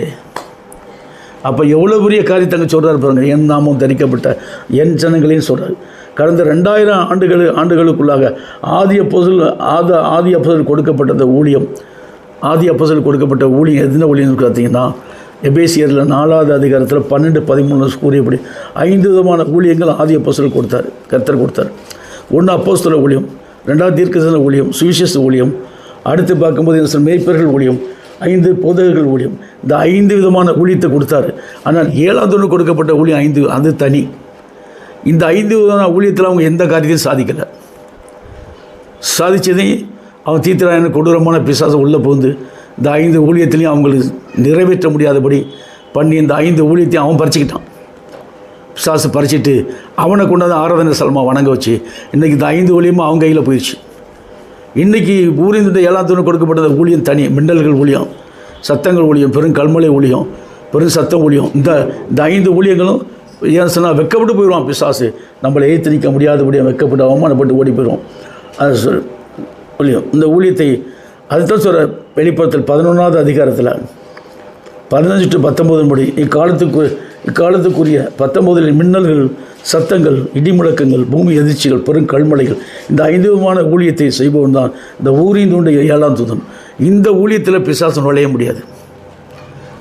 மின்னல்கள் கிழக்கிலிருந்து மின்னல் மேற்கு பிரசாத மனுஷகுமாருடைய வருகையும் இருக்கும். அதெல்லாம் சொல்லுவான் கிறிஸ்து வருவார்னு. இல்லை, மனுஷகுமார்னு சன் ஆஃப் மேன் 7ஆம் தூதன் தான். இந்த 5 தான் ஊழியத்தை தான் கொண்டு வரும். ஆனால் இந்த ஊழியத்தை மேற்கொள்ள பிசாசனால முடியாது. ஏன்னா இந்த ஊழியத்தில் அவன் வெக்கப்பட்டு போயிடுவான். ஏன்னா நாம் அந்த நாமத்தை ஆதி அப்போஸ்தலர் விட்டு சென்ற நாமத்தை ஆராதிக்கும் போது விழுந்து போன தாவீதன் கொடுத்த எலும்பு கட்டுப்போகுது. அந்த கிருபனுடைய நாமத்தை நம்ம ஆராதிக்க பிசாசு என்ன பண்ணுவான்? வெக்கப்பட்டு ஓடி போயிடுவான் அப்படின்னு சொல்லிட்டு திட்டம் தெரியுமா? 5 விதமான ஊழியங்கள் செய்வது அந்த ஊரின் 7ஆம் தூதன் தான் சொல்லிட்டு. மின்னல்கள் என்றால் என்ன சொன்னால், மின்னலை போன்ற ஊழியம். மின்னல்கள் என்ன சொன்னால், கிழக்கிலிருந்து மேற்குறையும் தோன்றி பிரகாசிக்கும் போது மனுஷகுமாருடைய வருகையும் இருக்குன்னு சொன்னால் அந்த ஊழியம். இந்த 5 விதமான ஊழியங்களை மேற்கொள்வதற்கு சத்துரு வெக்கப்பட்டு போயிடுவோம். அடுத்து பார்த்தீங்கன்னா, இதில் யார் எங்கே தரும்? இந்த 5 விதமான ஊழியத்தை செய்யக்கூடிய நபர் யாருன்னு கேட்டான். நபர் யாராக வரான்னு சொன்னான். அதாவது ஆபிரகாமுடைய ஆதியாகமம் 25:1-6 வரக்கூடிய ஆபிரகாம் எலியேசருடைய பேத்தியை கல்யாணம் பண்ணிக்கிறார். கேத்துரால் கல்யாணம் பண்ணி அவனுக்கு பிறக்கிற பிள்ளைகள் 6 பிள்ளைகள். இந்த 6 பிள்ளைகளும் ஆபிரகாம் நிறைய பொருள் உதவி கொடுத்து கீழ் திசையாக கிழக்கு திசைக்கு இந்தியாவுக்குள்ளே போச்சு. இவங்க இந்தியாவுக்குள்ளே வந்துட்டாங்க. இவங்க மூலியமாக ஜனவர்த்தி பண்ணி அதில் தான் இந்த தூதனை எடுக்கிறாரு. அப்போ இதுக்குள்ளே இந்த 2000 வருஷத்துக்குள்ளே என்ன நிறைஞ்சு பூமி என்ன நிறைஞ்சிருச்சு? சாத்தானுடைய ஊழியங்கள் ஃபுல்லாக நிறைஞ்சிருச்சு கம்ப்ளீட்டாக. அப்போ இந்த ஊழியம் எழும்பும் பொழுது இந்த ஊழியத்தை நிராகரிக்கவோ தடை செய்ய பிசாசுக்கு இடம் இல்லை. அது சொல்கிறார். நீங்கள் பாருங்கள், மத்தேயு 24:27 சொல்கிறாரு. இந்த ஒரு வருஷம் நம்ம படிங்க டக்குன்னு. மத்தேயு 24:27 மின்னல் கிழக்கிலிருந்து தோன்றி மேற்கு வரைக்கும் பிரகாசிக்கிற இதுதான். இந்த கிழக்கிலிருந்து தோன்றுதான். இவன் கிழக்கு இந்தியாவிலேருந்து மின்னல் 7ஆம் தூதன் வரான். 7ஆம் தூதன் தான் இது குறிக்குது. கிழக்கிருந்து தோன்றி மேற்கு வரைக்கும் பிரகாசிக்குது. இந்த சத்தியம் எங்கே வந்து போகுது? வட அமெரிக்காவில் இருக்கிற எங்கே பிறந்த இப்போ வில்லியமரையும் பிரகாஷ் வந்து வட அமெரிக்கா ஃபுல்லாக மொத்த பேர் இந்தியாவுக்கு தான் வருவாங்க. மொத்த பேர் தீபகற்ப நாடு இது, இந்தியாவுக்குள்ளே தான் வரணும், எல்லோரும் இங்கே தான் வரணும். ஏன்னா அப்போ நம்மளுக்கு என்னதான் உலகம் பூரா நம்ம போகிறதுக்கு கர்த்தர் நம்மளுக்கு ஆயத்தப்படுத்துவார். இப்போ இவன் போகிறான்னு பாருங்க, அமெரிக்கா ஜனாதிபதி 7,000 கோடி ஃப்ளைட்டில் போகிறாங்க. அதே மாதிரி ஃப்ளைட் நம்மளுக்கு வரும். அதே மாதிரி பாதுகாப்பு நம்மளுக்கு ஃப்ளைட்டில் தான் போவோம், ஃப்ளைட்டில் தான் வருவோம். சொல்லுதுங்களா? நம்மளுக்கு டைம் போட்டுருவோம். அமெரிக்காவில் பிரசங்கம் பண்ணி முடிச்சுட்டு நீங்கள் சாப்பாட்டுக்கு இங்கிலாண்டுக்கு வந்துருங்கம்மா. ஏன்னா அந்த ஃப்ளைட்டு 1 மணி நேரம் பல மணி நேரம் தான். அங்கே பிரசங்கம் பண்ணி மத்தியானம் சாப்பிட அங்கே போகலாம். அப்போ என்ன உலகம் பூரா ஃப்ளைட்டில் போய் ஊழியம் பண்ணக்கூடிய ஒரு பெரிய ஒரு காரியத்தை இங்கே சொல்கிறாரு கர்த்தர். மறைமுகமாக சொல்கிறாரு. நல்லா கூர்ந்து கவனிச்சிங்கன்னா அது உங்களுக்கு புரியும். தனிப்பட்ட முறையில் படித்து பாருங்கள். அது சொல்கிறதுனா அதுக்குள்ளே அப்படியே வரும் பாருங்கள். ஒரு பிரகாசிக்கிறது போல் என்ன சொன்ன மனுஷங்க பிரகாச இதற்கு என்ன மின்னல்கள் போல் என்ன ஊழியம், மின்னல்கள் போன்ற ஊழியம் அது மிக மிக முக்கியம். மேலும் ஒரு மனுஷன் தான் பிரகாசிக்கிறது. மின்னல் பிரகாசிக்கிற போல மனுஷகுமாருடைய வருகை இருக்குன்னு சொல்லிட்டோம். அது இந்த மனுஷகுமாரன் இந்த மனுஷகுமாருக்கு விரோதமான முறையில் யார் எழும்பினாலும் அவங்களுடைய கருத்தை சந்திப்பார். அதாவது கெட்டு குட்டிச்சுர நாசமாகி போயிடுவாங்க. ஏன்னா இவன் கேத்துவால் சந்ததி வர்றவன் அடுத்து இவங்களை இந்த மனுஷகுமாரன் எதுக்கிறதுக்கு யாருக்கு என்ன இல்லை, திராணிகள் இந்த ஊழியத்தை எதுக்கிறதுக்கு திராணி இல்லைன்னு சொல்கிறார். அதே மாதிரி எபேசியர் 4வது அதிகாரத்தில் 12-13 பார்க்கும்போது சொல்கிறார், வண்டியான இந்த 5 விதமான ஊழியங்கள் ஆமாம் என்ற இது அப்போஸ்தலர் கொடுக்கப்பட்ட ஊழியம். அந்த ஊழியம் போல் இது இல்லை, அந்த ஊழியம் போல் இது கிடையாது. இந்த ஊழியம் தனி. இந்த ஊழியத்தில் தான் வந்து வல்லமை இறங்கும். இந்த ஊழியத்தில் தான் மின்னல் கிழக்கிருந்து தோன்றி பிரகாசிக்கிறது. 5 விதமான ஊழியங்களை நம்மளுக்கு வச்சுருக்காரு. நம்ம இந்த 5 விதமான ஊழியங்களை செய்ய செய்ய செய்ய செய்ய செய்ய இந்த 5 விதமான ஊழியங்களை நம்ம தியானம் பண்ணாலே போகிறோம், சாசு வைக்கப்பட்டு போயிடுவோம். நம்ம இப்போ பேசி அனுப்புகிறோம் இல்லையா, இது எல்லாம் திக்கட்டும் பரவும். ஒருத்தன் படிக்காட்டினா ஒருத்தன் இந்த செய்தி கேட்டானா ஆரம்பத்தில் அப்படியே முகம் மாறும், கிட்டுன்னு மாறும், பயங்கர கோபம் மாறி வருவான். ஆனால் நாளாக அந்த செய்தி அவனை கொஞ்சம் கொஞ்சமாக அவன் வேதத்தை நம்ம செய்தி கேட்டுட்டு ஒருத்தன் அந்த வேதத்தை படிக்க ஆரம்பித்தான்னு சொன்னான். நான் சொன்னதெல்லாம் இதுக்குள்ளே தான் இருக்கும். ஒரு வசனம் இல்லாட்டி ஒரு வசனம் அவனை தொட்டுரும். அப்போ ஆட்டோமேட்டிக்காக அந்த உண்மையான வித்துக்களை கர்த்தர் கூட்டி சேர்ப்பார். இவங்க தான் ரட்சிக்கப்படக்கூடிய நம்மளை ஃபோனில் கான்டாக்ட் பண்ணிடுவோம். ஃபோனில் கான்டாக்ட் நம்ம உட்காந்து வச்சு அவனுக்கு மேற்கொண்டு இன்னும் சில நிறைய காரியங்களை புரிய வச்சிடலாம். அதுக்கு தான் கர்த்தர் இந்த சாயங்கால வெளிச்ச நேரத்தில் சொல்கிறார். அது சொல்லும்போது தான் சொல்கிறார். சகரியா 17:7 படிக்கணும். அப்போஸ்தலர் 3:22, உபாகமம் 18:18, அப்போஸ்தலர் 17:31-32, வெளிப்படுத்தல் 10:6.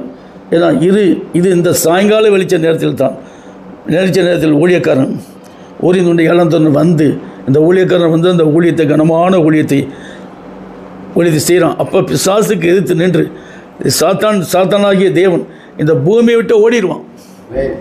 சாத்தானாகிய தேவன் என்னப்பா கடைசியில் தான் வருவியா, ஒன்று தான் முதல்ல வர சொன்னாங்கல்ல. சரி, சாத்தானாகிய தேவன் என்ன பண்ணுறான், அந்த பூமியை விட்டு ஓடிடுவான். பிசாசுக்கு என்ன இல்லை, அந்த பூமியில் வேலை கிடையாது, அவன் வெக்கப்பட்டு போயிடுவான்.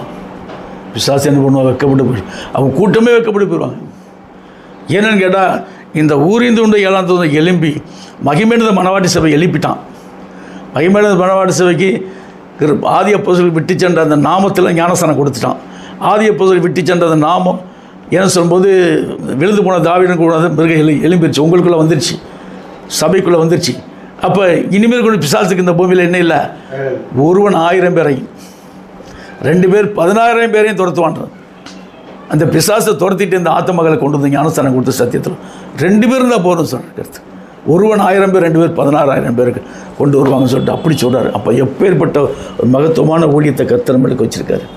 அடுத்து நீங்கள் பார்த்தீங்கன்னா ஊழியத்தை பிசாசு வைக்கப்பட்டு ஓடிடுவோம். புனோவுடைய நாமத்தில் தான் இந்த ஊழியம் நடக்கும்.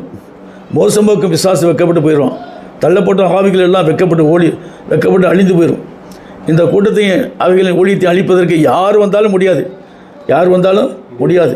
அவர் என்ன சொன்னால்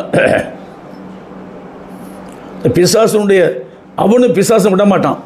எந்த வழியிலையாச்சும் இந்த மக்களை பாதாளத்தில் கட்டணும், இவங்களுக்கு மரணம். ஏன்னா உலகத்தில் மொத்த மக்களுக்கு நம்மளை தவிர மரணம் தான் இருக்குது. இப்போ நம்ம எவ்வளோ பிரயாசப்படணும். முழங்கால நின்று தான் இந்த ஆத்துமாக்களுக்கு, இந்த ஏரியாவுடைய என்ன ஆத்துமாக்கள், இது அல்லாமல் நம்மளுக்கு பயங்கரமான தொல்லைகளை கொடுப்பான். மைண்டை ஒருநிலைப்படுத்த விட மாட்டேன். இது அல்லாமல் நம்முடைய 5 விதமான ஊழியங்கள் பூமியில் நடமாடும் போது, நடமாடும் தேவரீரே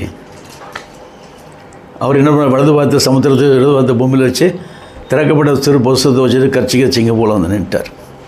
இப்போ நம்ம அவர் பார்த்து பாடுற நடமாடும் தேவரீரே நடமாடும் நம்முடைய திராட்சை தோட்டம் சிறு மந்தையில் நடமாடும் தேவர்.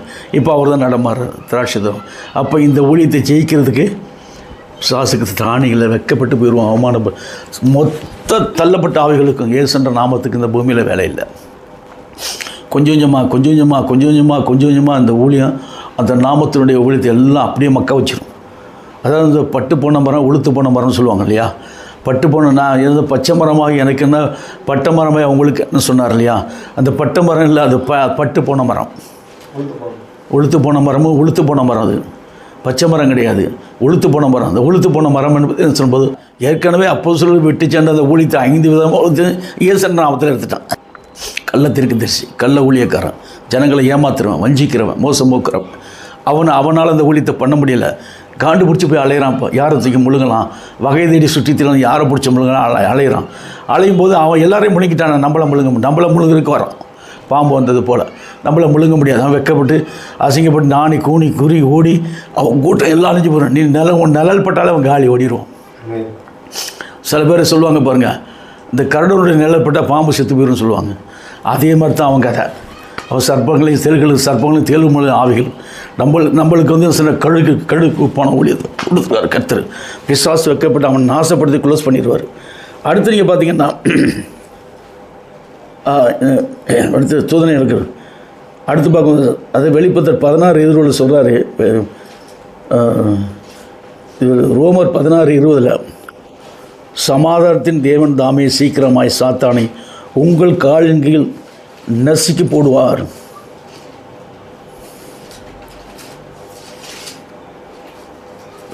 இதில் ரோமர் 16:20 சொல்கிறார் இல்லையா. சமாதானத்தின் தேவன் தான் சீக்கிரமாய் சாத்தானை உங்கள் காலின் கீழ் நசுக்கி போடுவார். நம்முடைய கர்த்தராகிய கிருபையின் கிருபை உங்களுடைய கூட இருப்பதாக. ஆமேன். இதோட செய்தி முடிஞ்சு போச்சு. அப்போ கர்த்தராக முன்னாடி கிருபை உங்கள் மேலே இருக்குது. அப்போ கடைசியில் கிருபையை தந்துட்டார். கிருபை மேலே உங்கள் சத்தியத்தை கேட்குறவங்க மேலே தான் இருக்குது. கேட்டு அதன்படி நடக்கக்கூடியவங்க மேலே இன்னும் பெருகும். அதன்படி ஆத்துமகளுக்காண்டி பாரப்பட்டு கண்ணீரோடு ஜெபம் பண்ணி ஆத்துமகளை கூட்ட உங்களுக்குரிய எல்லா பரலோகத்திலேருந்து உபத்திரம் இல்லாத பண உறவுகளும் ஆசீர்வாதங்களும் கொட்டும். பயப்பட வேண்டிய அவசியமே இல்லை. ஆனால் நம்மளுக்கு அது எப்படி இருக்குன்னு சொன்னால், நம்ம போகிற காரியங்கள்லாம் தடையாக கூட சில நேரத்தில் நம்மளுக்கு தெரியும். பயப்படக்கூடாது. பிசாசுக்கு எதிர்த்து ஓடி போகணும்னு சொன்னபடி நம்ம இந்த சத்தியத்தை கொடுத்துட்டாரு. அதுக்கான நம்ம முழங்காலோடு நின்று நம்ம ஜெபத்தில் கேட்கும்போது என்ன இருந்தாலும் கேளுங்கள் கொடுக்கப்படும், தட்டுங்கள் திறக்கப்படும், தேடுங்கள் கண்டனே சொல்லிட்டார். ஜெபத்தில் தான் வைக்கணும். எல்லாத்தையும் ஜெபத்தில் வச்சு முழங்கால் நின்று தேட கண்டு. எனக்கு முழங்காலில் நிற்க முடியல. இரவு பகலாக தூக்கம் இல்லை. நைட்டில் முழிச்சுக்கிட்டே உட்காந்து அப்படியே தாட்ஸில் கொண்டு வந்து ஒவ்வொன்றா ஒரு பிட்டு பேப்பர் எழுதி ஒரு கடைசியில் ஃபில் பண்ணுறேன். இது எல்லாத்தையும் இது தனியாக நோட் புக் வாங்கியிருக்கேன் இல்லையா, அதை ஃபில் பண்ணி செய்தியை கொண்டு வரேன். செய்தி முடிஞ்ச போது கேட்ட செய்தி கர்த்தர் உங்களை ஆசீர்வதிக்க வராங்க. நான் ஜெபம் பண்ணி முடிப்போம்.